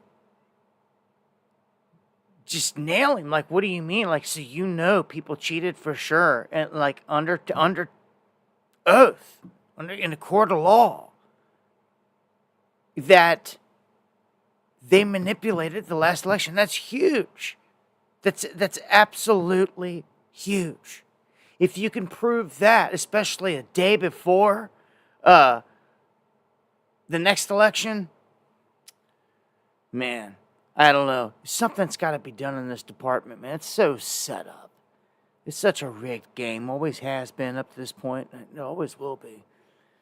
I always say, unless we have a horse in the race, you never have a chance. And what I mean by we is one of us, blue collar, from the streets, working class, everyday people. Not a rock star, 1%er of the bloodline. No. We don't stand a chance if they just keep getting in there. And it's just what always happens. Anyhow, this thing, left-right paradigm or not, we're in an election, and as it's been said, you got to choose the lesser of two evils. Some will say they ain't going to vote at all. They're not going to vote in a rigged system. What does it matter? And this and that. Some would say just signing up to vote, putting them on one side or the other, gets them attacked or targeted one way or another.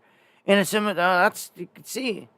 But at the same time, it's not a trustworthy system. I say I got the best system in the world. I got the best system in the world. Yeah. That's right. Remember me saying this many times. Hopefully it'll stick someday. I say that when it comes to election, that the people come out in town and they find a way to show their vote visually. And what you do is, for all the people that are going to vote for Kamala, gather in this massive parking lot or this field. Give them a nice area, nice sized areas. And the same thing on the other side. Everyone wants to vote for Trump. You show up and you stand in this area, in this field. You come out, wear a red hat if you want. Distinguish yourself. All right? But we know everybody in this field is coming out for Trump, and we know everybody in this left field is coming out for Kamala, right? If every town and city did that, and everyone's got a drone or a helicopter they can get in the air, just take a shot, just a snapshot of it, right there it is. Right there it is. Right there is the visual from every town and city. You could even just grab it off the satellite feeds.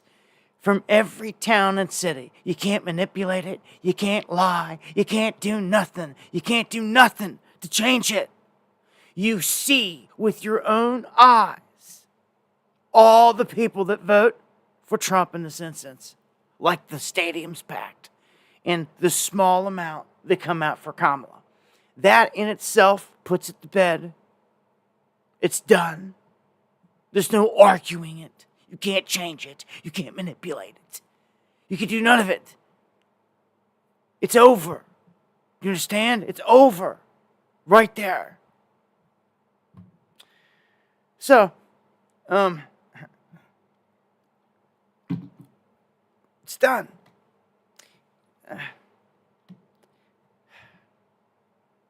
It seems so easy, but like,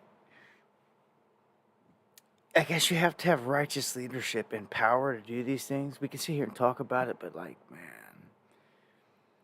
we need someone out there that can make a change to hear this and like implement it. Take the idea and plant the seed. All right. So we have ballot boxes getting set on fire tonight. This happened in Portland, Oregon, and Vancouver, Washington. I had a little bit of footage. Maybe it's on here. Yeah. Right here.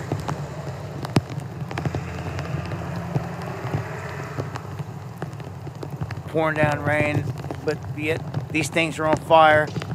All these ballots been caught on fire. So they have to find a way to get the word out to people, anyone that dropped off. Man, I don't even know how you do that. There could be double ballots for any, I don't know, man. Of course, it's going to be a federal crime.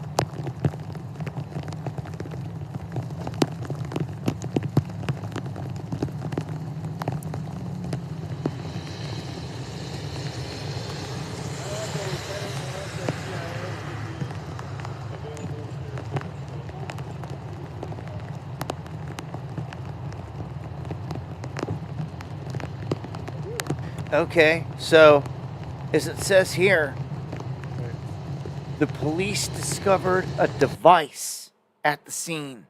So this is similar to a bomb or something like that. Something that someone used or concocted, like MacGyver or something, you know.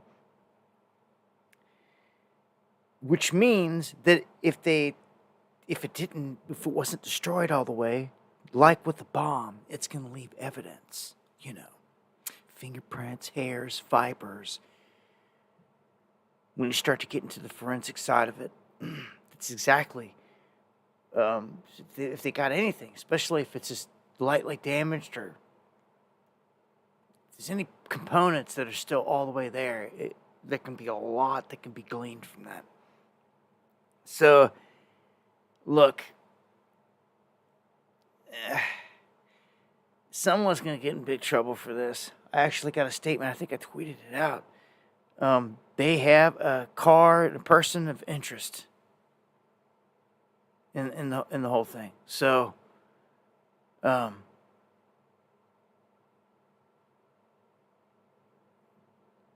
it's just, I don't know.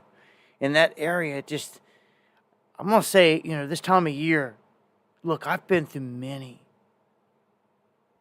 I'm seasoned. Let's put it that way. At this point, I've been through many election cycles. And I'm going to tell you, it brings out a different animal in people. It does. I've grown to hate it. I've just grown to hate it. I've grown to hate to see the sheepness off of both sides. I don't know. There's cats out there that have been hitting up some of these places asking questions, to the Trumpers, asking them just legit questions. And when they can't answer, like, why do you support Trump? What policies? And they sit there like a deer in headlights. It's like, come on, like, are you just scared or are you all just like what? Like, come on.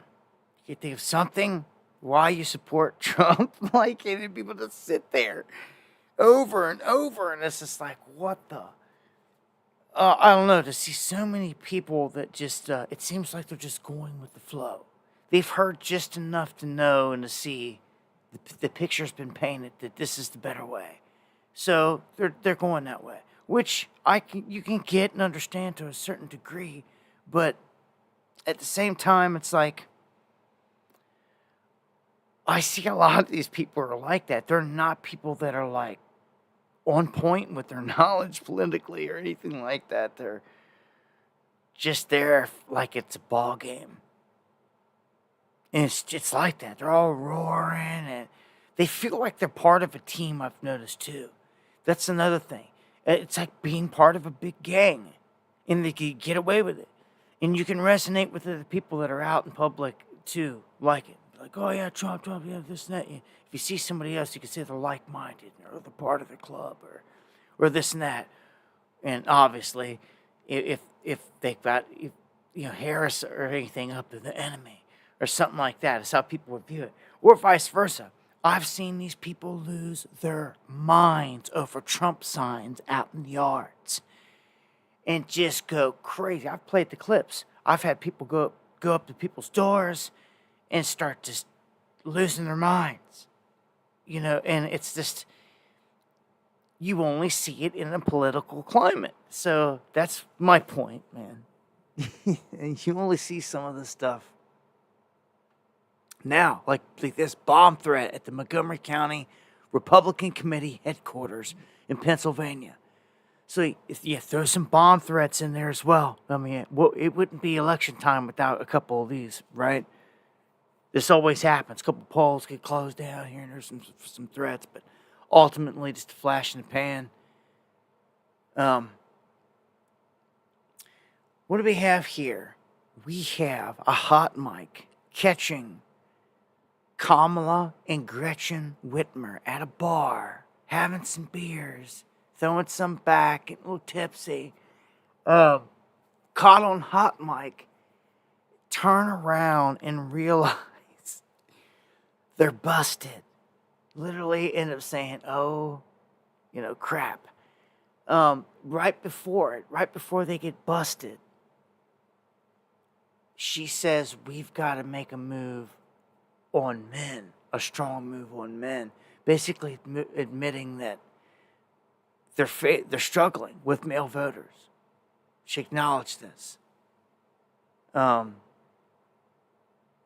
They say young men, especially black and Latino men, are rejecting Harris and voting for Trump.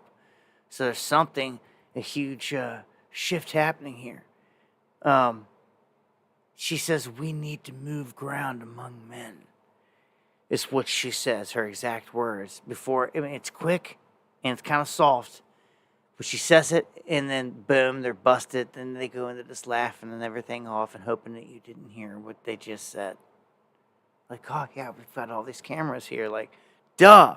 Like, how did you... But dingbat. Dingbat. That's a good one. It's a good word for it. Maybe both of them, her and Whitmer. Although I see her as more of a witch, straight up. Whitmer the witch. Listen to this question. Everyone's trying to look at the background. Yeah. Oh, we have microphones and I was listening to everything. Oh, I didn't realize that. Okay. So, well, you'll bleep my F words. We just told all the family secrets. Shit.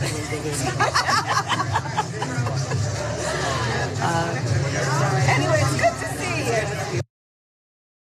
Yeah, busted. Just busted. Right there. Just got cameras all around and like just stopped for a second, a couple sips to thought you guys were alone. I don't know. But the busted. She was just busted admitting they need to make up a headway with men. That they're losing bad in all departments. It's because they just suck. She's the establishment. I don't want to get into cussing. I've been biting my tongue thus far. Let's bite my tongue. Where are we? 11:07. All right, we're just going to keep it cooking. I'm at least going to take it down here to 11:30. Close to it here. I got a handful of other ones going to wrap up here and some final thoughts. On the night here, we got an abused J6 political prisoner begging for anyone out there that can hear to vote for Trump. And it's a little more than that. That's why I bring it up. I kind of feel his pain, man. A lot of these guys that were thrown in there, they locked him up, throw away the key. The only hope that they've got is if Trump gets out and they get pardoned. Same with like Joe Biggs. Any of them. Any one of them that are in there connected to anything from J6. This guy, Ryan Samso, he's in there. He's actually gotten beaten up, roughed up by the guards because his face swollen here.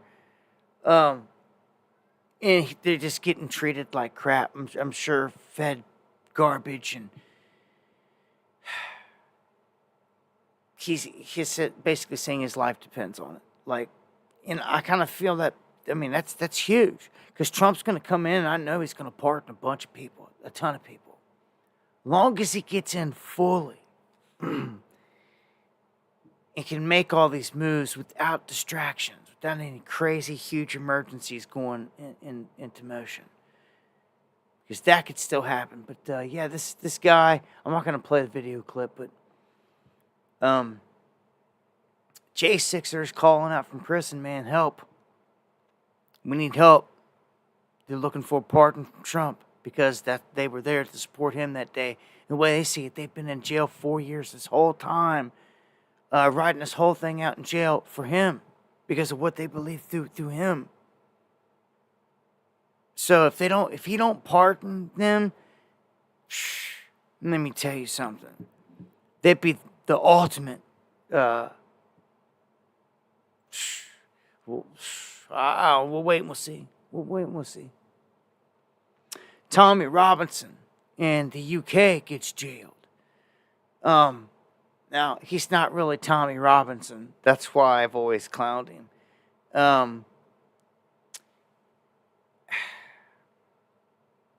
You know, it's with him, it's such a...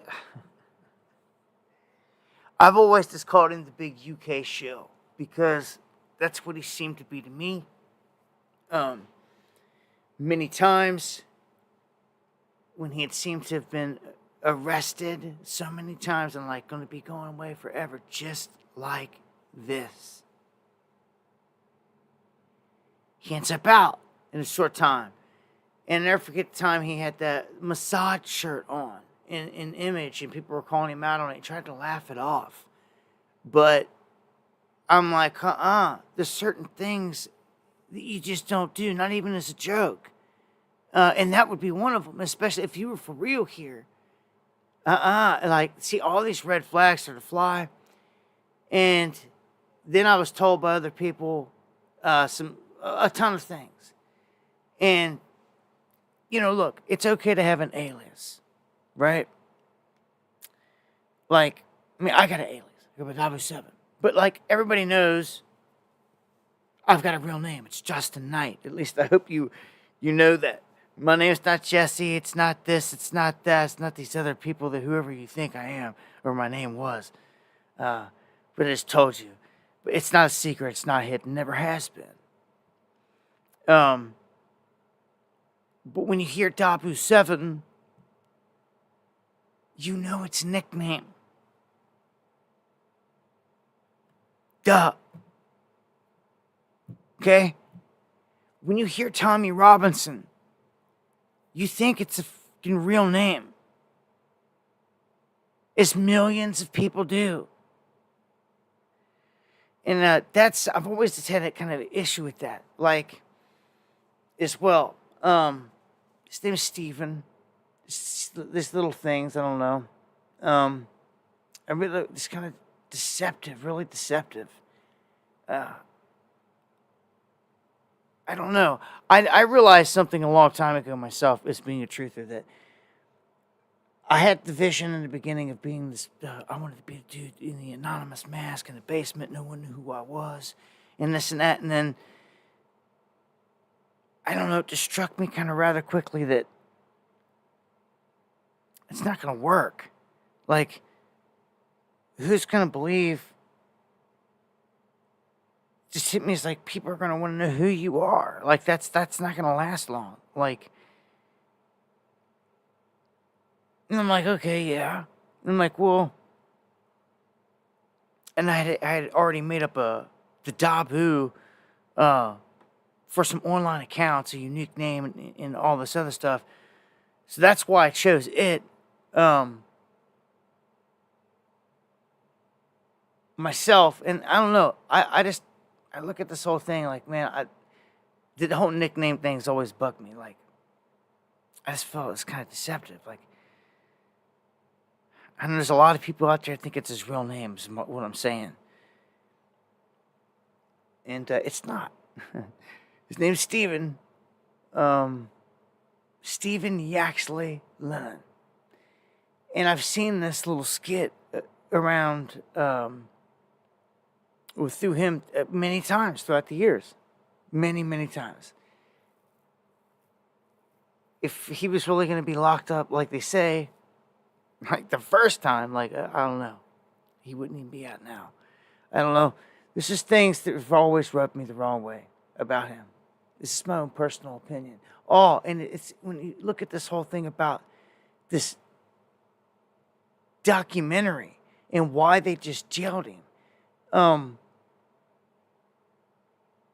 It's almost been like every single time they've tried to jail him, it's just been an attention getter to something. And it's like, well, what is it this time? Well, oh, there it is.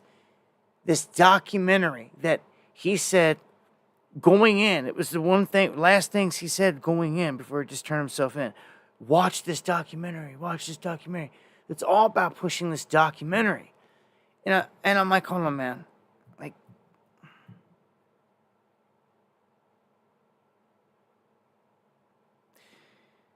the world I come from, and I know, because I've had videos down and erased and just stuff removed, censored quick. When they don't want it out there, when they want you silenced and they want the information silenced, they silence it. For instance, if it was that dangerous and wanted it gone, like they did me years ago on the Sandy Hook Batman map, and all the videos on that, which Monograph just did a refresh on, which was crazy the other night. They silenced that with the quackness. Like, on my end, all these other people that caught it and made it go viral, it existed still through all their channels.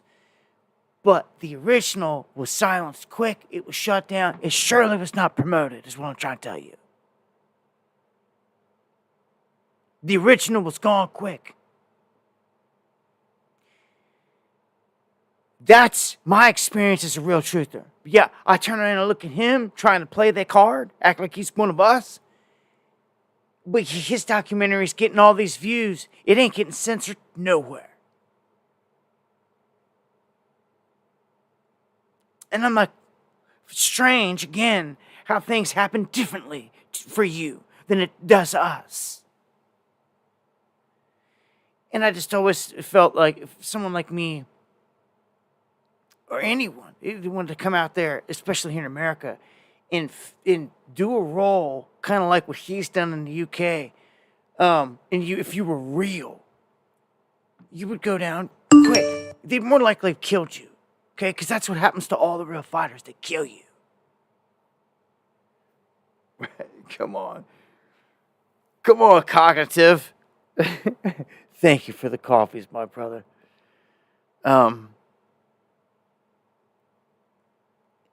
I will say this much.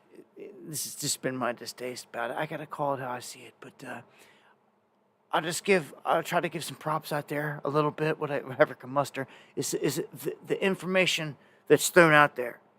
And I gotta say that I don't like the initial thing of what they said they threw him in jail for. Everyone wants to say it's because of this documentary, and it's promoting it again, and it's driving me nuts. Because if it was us, it would be blocked, banned. You'd never heard or seen it.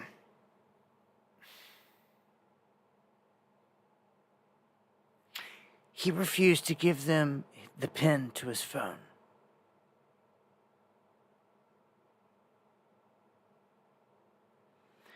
That was the big thing in court as soon as they were walking out. That's what none of these articles are really hitting on, but I've seen it. It's exactly what his lawyer said. He says he refused to give them the pin to his phone, and they were like, lock him up.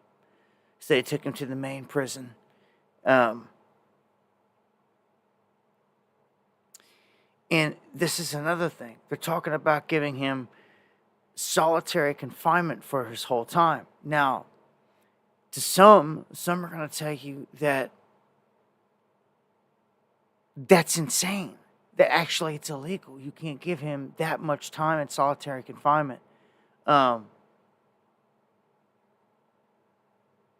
enough, the film is called Silenced. The documentary, Silenced. As they're silencing him. See how it promotes it and sells it all?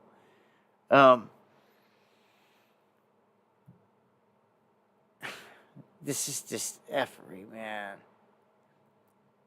If he was put into population, he would die quick.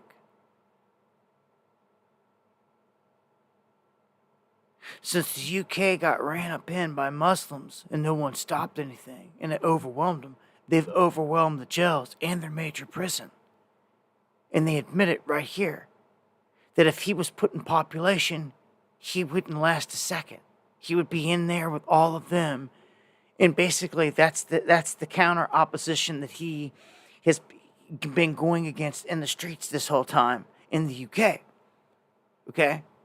You know, from that standpoint, which is a righteous, standing up for your country and all that is a righteous thing to do. Okay? I'll give him the props where they're due. But he's been more of a shill to me in my eyes. And again, the weird things like the Mossad and all that, it doesn't bode well for trying to win me over. And trust you. I mean, come on this world stage. Now, I've been in this game all the time. I know that there's programs that people like this that are said to have gone into jail, into prisons, especially the time spent in solitary confinement, is not bad time. It's in a plush little setting, and you wouldn't know. No one would know. No one could say anything because it's hidden. And there's no one else to tell or say a word. So he could be living cush or anything. This is the problem with somebody that's in solitary confinement for an extreme amount of time. Outside of just, it's not a good mental thing. If this is real and they're going to put him in there for 18 months, it's torture. It's torture. But is it? Is it? Now, I want to ask you a question. And I'm going to be done with this, the whole thing here with him. If this is you, and you're going in, and you've got to do any amount of time, hard time in the hardest prison around, with murderers, all that, everything, same prison system. And you're a well-known figure for doing what he does, because that means something in this. It just can't just be anybody. It means something. If you're this figure, if you are facing going into a prison and facing all these Muslims that are in there, they could potentially kill you first night.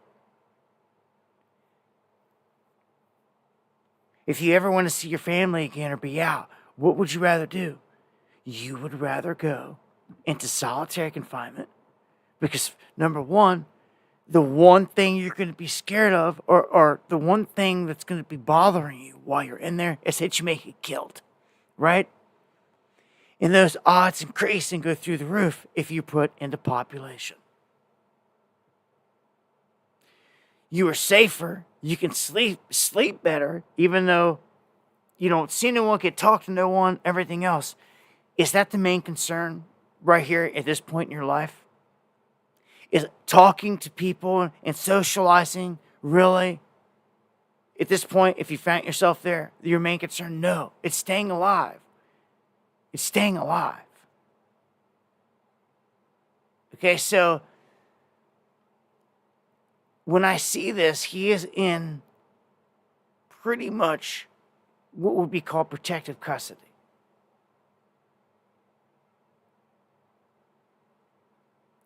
And if they really wanted him dead, he wouldn't come out of there alive. That's another thing. If they threw me or you or any one of us real cats in there, you wouldn't come out of there alive.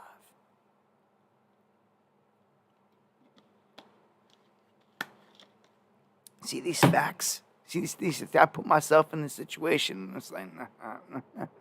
Over and over again, red flags fly. But, oh well. Wish him the best of luck. Anyhow, I don't wish that upon no one having to go through any of it, but better know your enemy.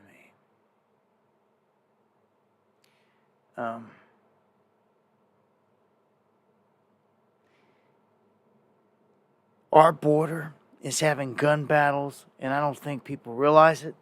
I was just talking to some people about, well, I was telling you guys tonight, going down to Mexico.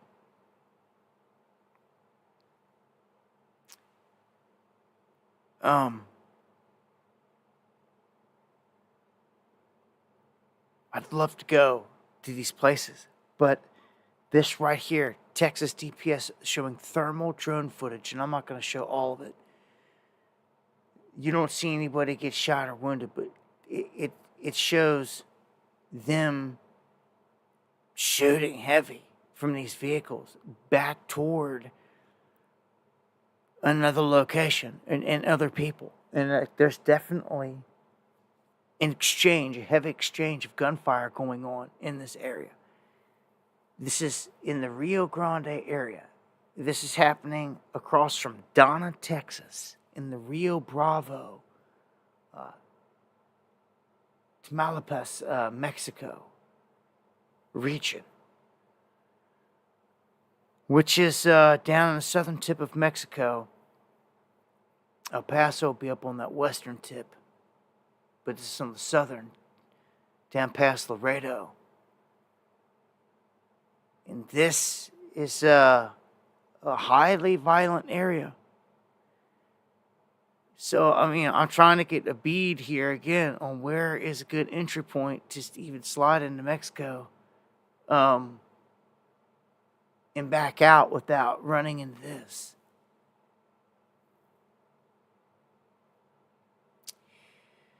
You know, again, that's what. Looking, hey, I know we've got some cats, man, out there that have checked in from Mexico, even from Sinaloa, in the chat. You guys have probably seen them, or you may be out there. Look, man, what does brother do if he's trying to navigate into Mexico? I know a comment. He's like, come out, brother. I've been thinking about it forever. You know this. He's up in El Paso, and I appreciate everything that you do up there. But interestingly enough, I was going to target an area somewhere between where you're at and down in this, where they're at here in this area. You're at like the one end, and like this is down at the other end. I was talking about going toward the middle, which is not far from you anyway. I definitely have to link up with you. If I did a border run, it ain't gonna be anytime soon. But man, oh man, man, oh man.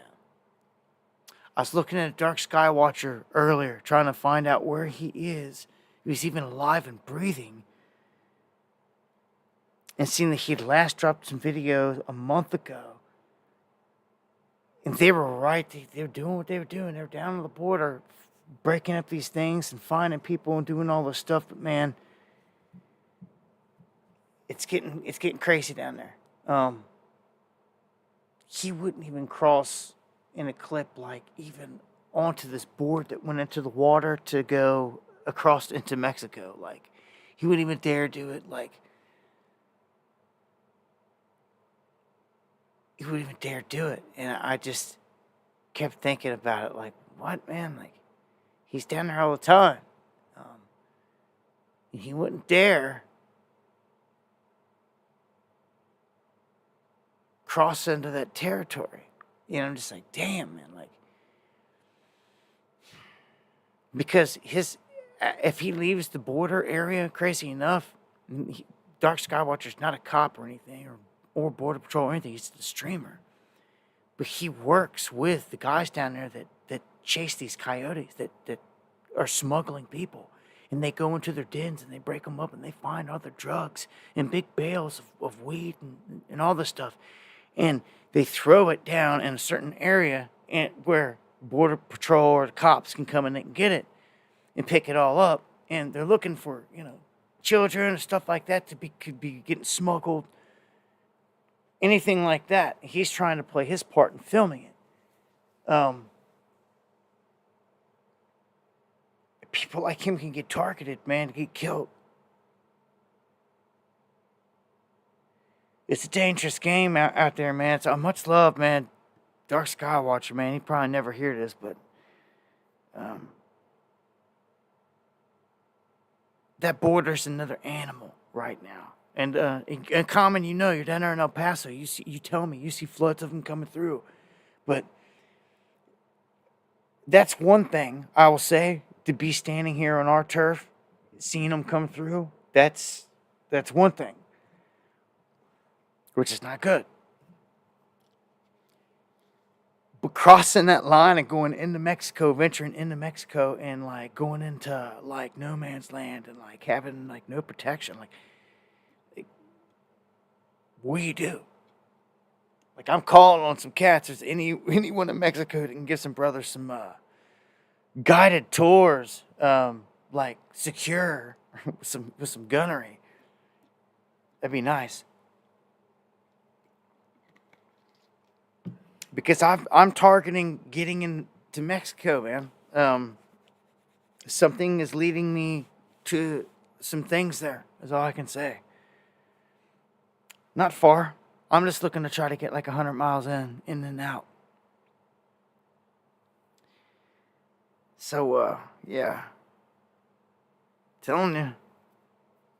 I already got some of the crew that's down the ride too, so I don't know when some of these things come in. And then once you guys ever hear why, and you see why, and you see what it was all for and what it was all about, you will understand. You'll understand. Let's just say that there's some places on this planet, even right there in Mexico, that there are very, very few images of. That's kind of crazy this day and age to think.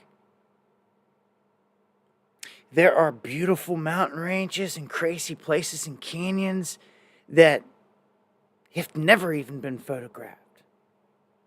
I just showed you earlier all the stuff about the Amazon. They don't even know. They just found with LiDAR all the cities that are sitting there that they didn't even know was there. So you've got all this stuff going on, man. It's just...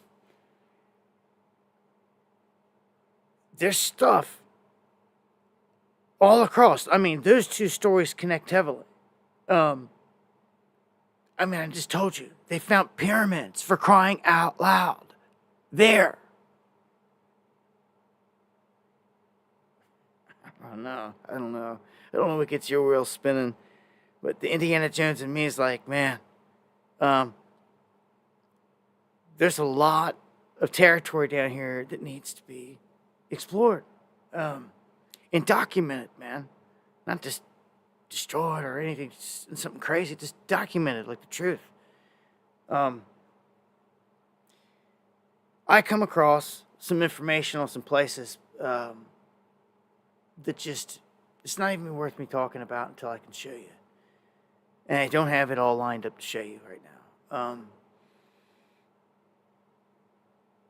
And there's not much to show you because there's like maybe one image of one of the places, which I'm not even gonna show or share. I'm just gonna wait. I'm gonna wait until we do this because why give it away? Just know that we got something on tap, and it has to do with some ancient stuff. They really can't hide this stuff. You could see it from satellite. I've done found it here in this country. We know that it's littered all over Mexico. Again, I go back to the story I just told you tonight, the brand new city they just found. Well, I'm not going nowhere near there, but something just as good and similar. But I feel like there's just history to be found there. Maybe a giant or two. Who freaking knows? Who knows? Crystal skull or two. You never know. What's the worst thing that can happen? You get kidnapped by a cartel and you get killed? Oh, I said it. Well, I'm a realist. Not saying it's going to happen because it's not. But, hey, sometimes you got to... Indiana Jones had some danger mixed in, didn't he? It wasn't all just peaches and cream. Didn't go on this lovely walk into the temples of doom. No. It's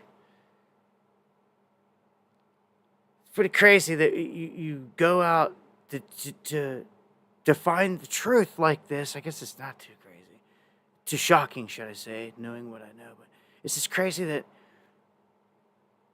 that's the biggest thing I got to deal with. That anyone's got to deal with. You got to deal with this war stuff, this cartels and this war stuff, man. It's just crazy. It's the biggest thing we got to deal with.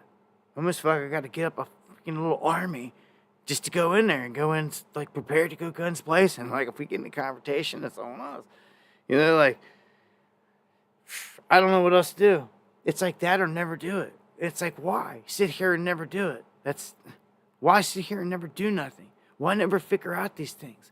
Why never venture deep into the Grand Canyon and find these places they don't want us to go? Why? And why not show the world? Why? Somebody's got to do something. Someone's got to be the one to do it.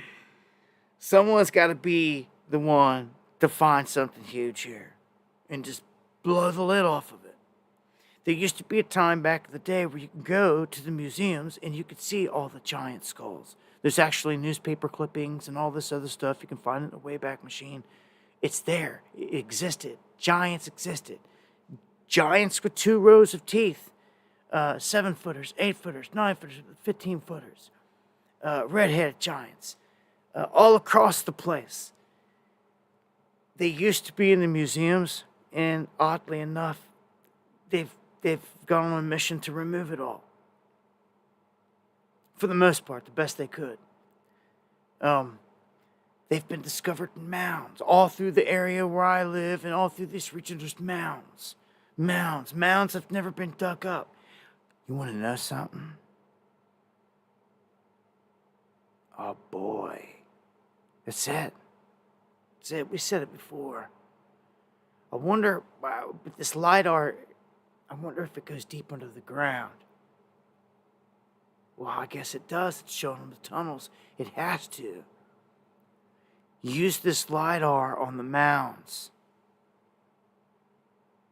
We could start to peer inside and see exactly what's inside the mounds. Then they can't bitch. They can't say that we disturbed it, we dug it up, we did any of this. We can at least peer into these mounds. Oh man, I'd love to take it up to Serpent Mound in Ohio. All these mounds, boy. The last ones that are left, because they've dug into them and they found giants. They found 7-footers and everything else. This is on record.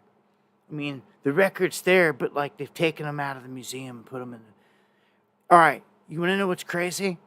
Do you know that in Washington, D.C., around the mall, which is the big stretch of grass in the middle of the main plaza of D.C., it's surrounded by a bunch of big, crazy buildings. Out of all those big, crazy buildings, do you know who owns most of them? You can go and you can look. The Smithsonian.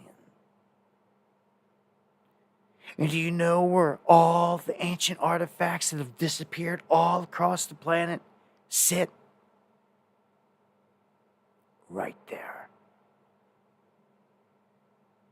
It's building after building after building. And sure, there's a basement where they keep the really interesting stuff. But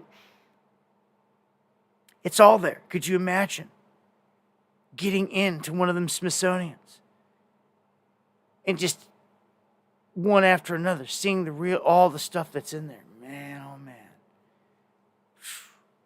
That would be intense.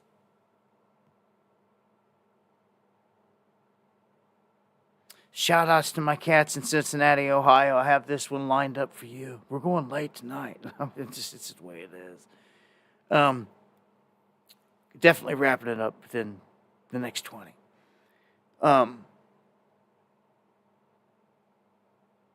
Laughlin, Ohio is the latest migrant invasion town. If you're not noticing, this is happening all over, and it's not just like Venezuelan or Cuban, or it's all kinds of different backgrounds.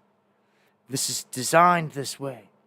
And it just so happens that Laughlin, Ohio, place that I've been, it is full of Mauritanians, Mauritanian asylum seekers, and the African American or African Mauritanians. Because I've noticed from Mauritania, back in the day when 9/11 happened, I had Mauritanians that worked with me, and I'll never forget it because the feds came in and were questioning them. His name was Mo. He said his name meant Baba Tata, walk funny. He was from Mauritania, but he was like lighter skin. He wasn't like African, like dark African. He was like lighter skin, more like Egyptian, Libyan type looking. Skin color is how he looked compared to dark black, But I just noticed that they come in all kinds of different looks from there. And this seems to be a large portion of the African bit that are here. And what's crazy is not all these people are here to do bad things. I acknowledge that. I understand. This is America. And when you've got people out there promoting land of the free, come here, blah, blah, blah, a lot of people in a bad, poor country, they see America as having better things than what they have in their country. They go after it. Thank you, D, for the coffee. So I understand that this is a country built on migrants and immigrants. I understand that fully. And it is. And it still needs to be that way to a degree.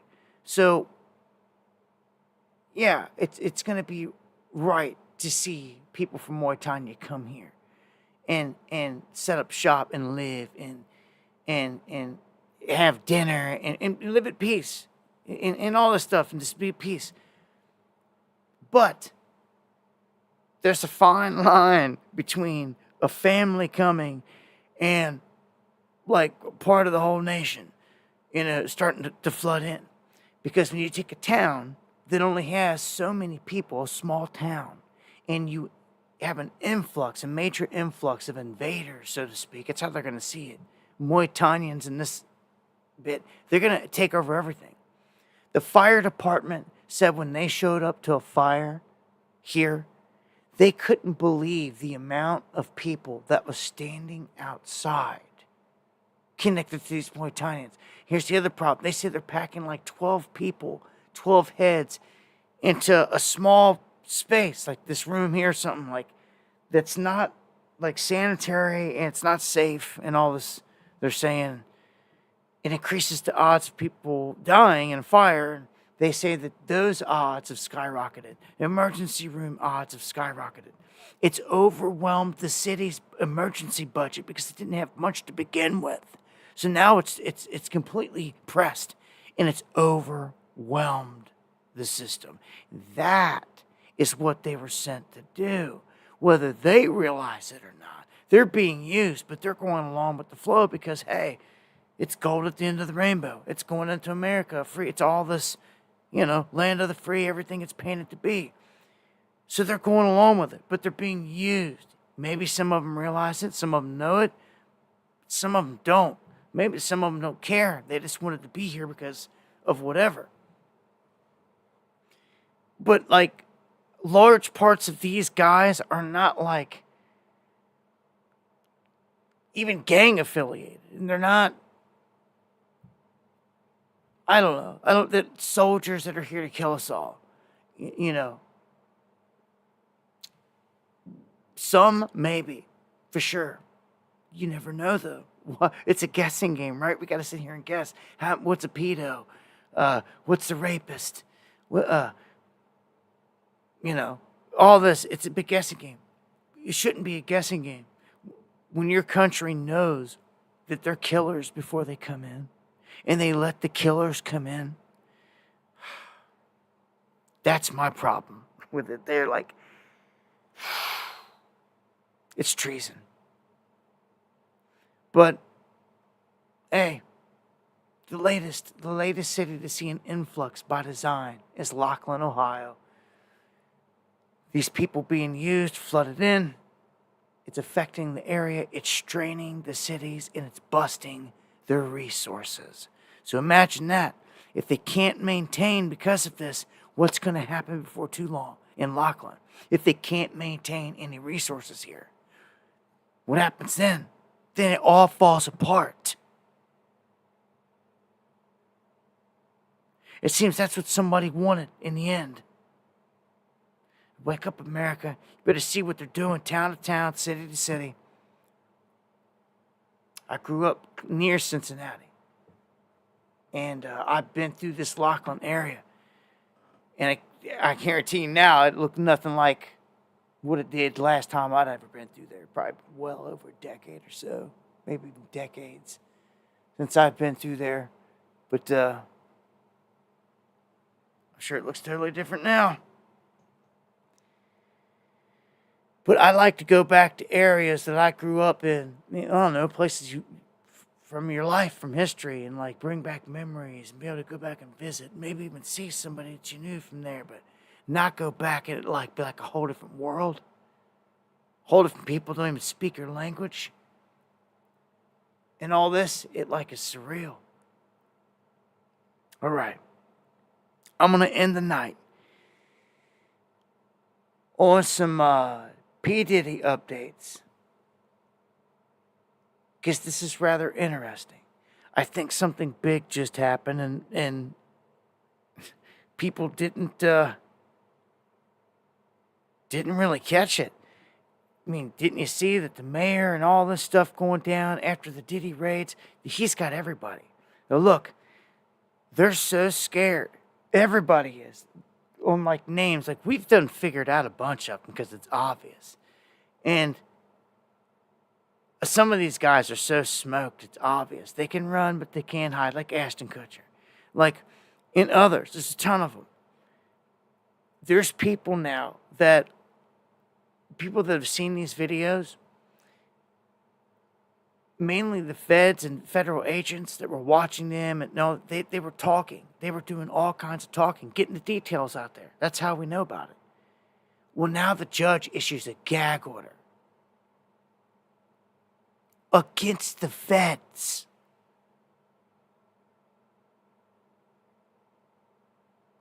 This is when you know they are locking down hardcore and they're scared big time.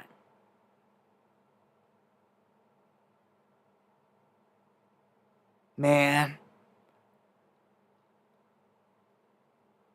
I would watch this. He's another that he better be the whole protective custody thing. That if he is put in the population, he's a dead man walking. Okay? Just that simple. Either way, I mean, you've seen with Epstein, even put him in, it doesn't matter. If they want you, they get you. Epstein's a perfect example. They got you in the cage, you're done. If they want you dead, you're done. So he's geeking for his life right now. Okay? But why in the world does a judge go to the feds and tell them to shut their mouth? It's because they're in damage control mode. They're geeking. Big time. This is because judges and people connected in their Masonic ring, he's got them all. They admitted today that Diddy is on video raping a young male. You can fully see him. Then he's on film watching as two people rape a woman that is out of it, apparently with this cocaine-like substance, which is going to be the pink cocaine, which knocks them out, in front of her nose on the video. And they start saying these are all well-known people, and all these people are freaking out about it, because one thing they keep saying is you can see everyone's face clearly. You can see everything clearly. There is no denying or faking or any of this. Like you know who all these stars are. There are stars that sat there and watched this stuff, watched the raping of these individuals. These individuals are basically incoherent. They take this drug, and when they get on the drug, they can do nothing. Which is, dude, this is the sickest as it gets. And all these people sat there and watched this. I mean, it's the sick. Like, they're sitting there doing this to, like, corpses, basically. And big stars watch this, like J-Lo. J-Lo's another one that's about to get tore down in this whole thing. Tore down. Because there's no way that she's not involved in this. There's no way that she's not implicated. People have done named her and done said and everything else. She's in these videos. She's filmed. Like, so many people are going to get caught in this. So think about this. Judges, mayors, all this stuff caught in it. There's a big list that they're trying to hide if the judge does this. So what else would they do? What else would they do if they were freaked out?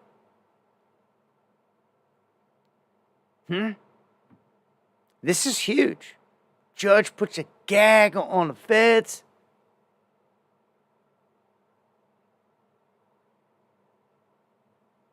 What else would they do?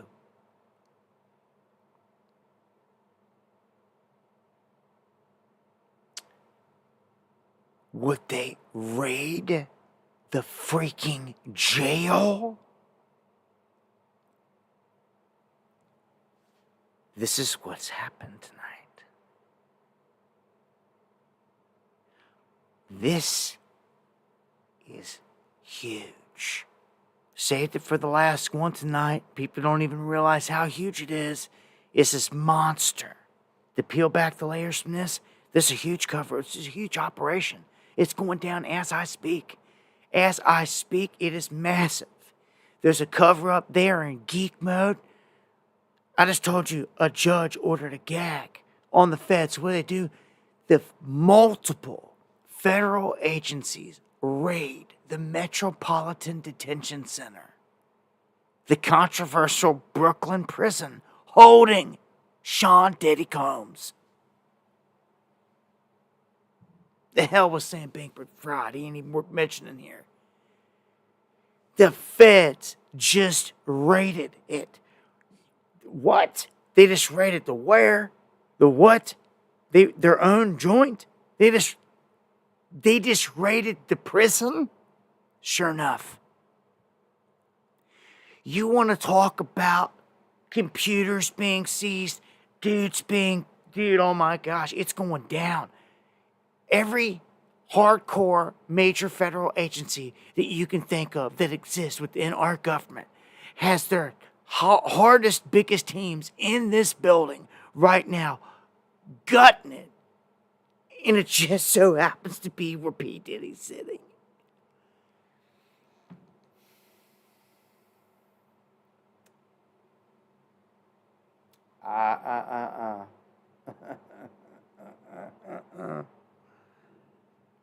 Oh my. Anything can happen at any time. I feel, seriously, at this level.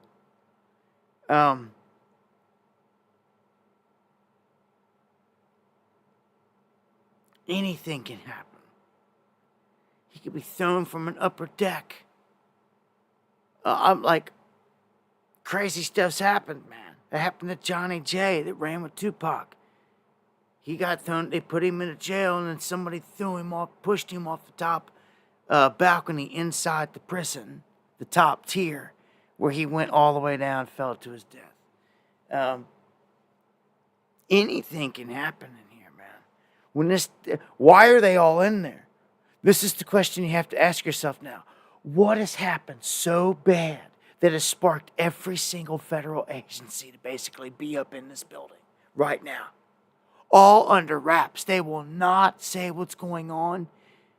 They will not say nothing. It's an ongoing investigation, a huge operation. Raided today. Many people oblivious that this has even happened. By the time they even catch wind that they're in there, that this is going on, somebody could be dead. Somebody could be missing. Something could be missing. Something could be being set up, rigged. I don't know. Like, this isn't right. You don't have this level of an operation going down for nothing. For nothing, let me tell you. So this is huge. We talked about P. Diddy and how deep this goes and all the different places it runs. Stuff like this is something to watch. This does not happen every day at all. The gag orders, the raids on a prison. It just so happens to be holding P. Diddy. Like, gosh, dude. If we wake up tomorrow and the next day or two and the dude's dead or missing or anything, or this place is on fire or get blown up, I don't know. I'm telling you, this is one of the craziest things right here. This is holding a lot of interesting individuals. Put it that way. Being there torturing them right now, the whip. I don't know. Nobody knows. It's under wraps. It's under wraps. Yeah, R.I.P. Cappy. R.I.P. Cappy, man. All the real fighters, man. See, that's what happens when you're a fighter in the game, man. You don't get these perks or anything. You get thrown off the bridge and killed like they did Cappy. It's garbage. Ah, man. All right, man. It's been a long one. Thank everyone for hanging in there. Sometimes I set up these streams wondering, I don't even know if it's going to be enough for... it ends up always being an hour longer than I planned. So, anyhow, much love to everybody out there fighting the fight. This brings me to the close of another show. I look to be back on Wednesday. We're going live Monday, Wednesday, Friday. 9 p.m. Eastern right here exclusively.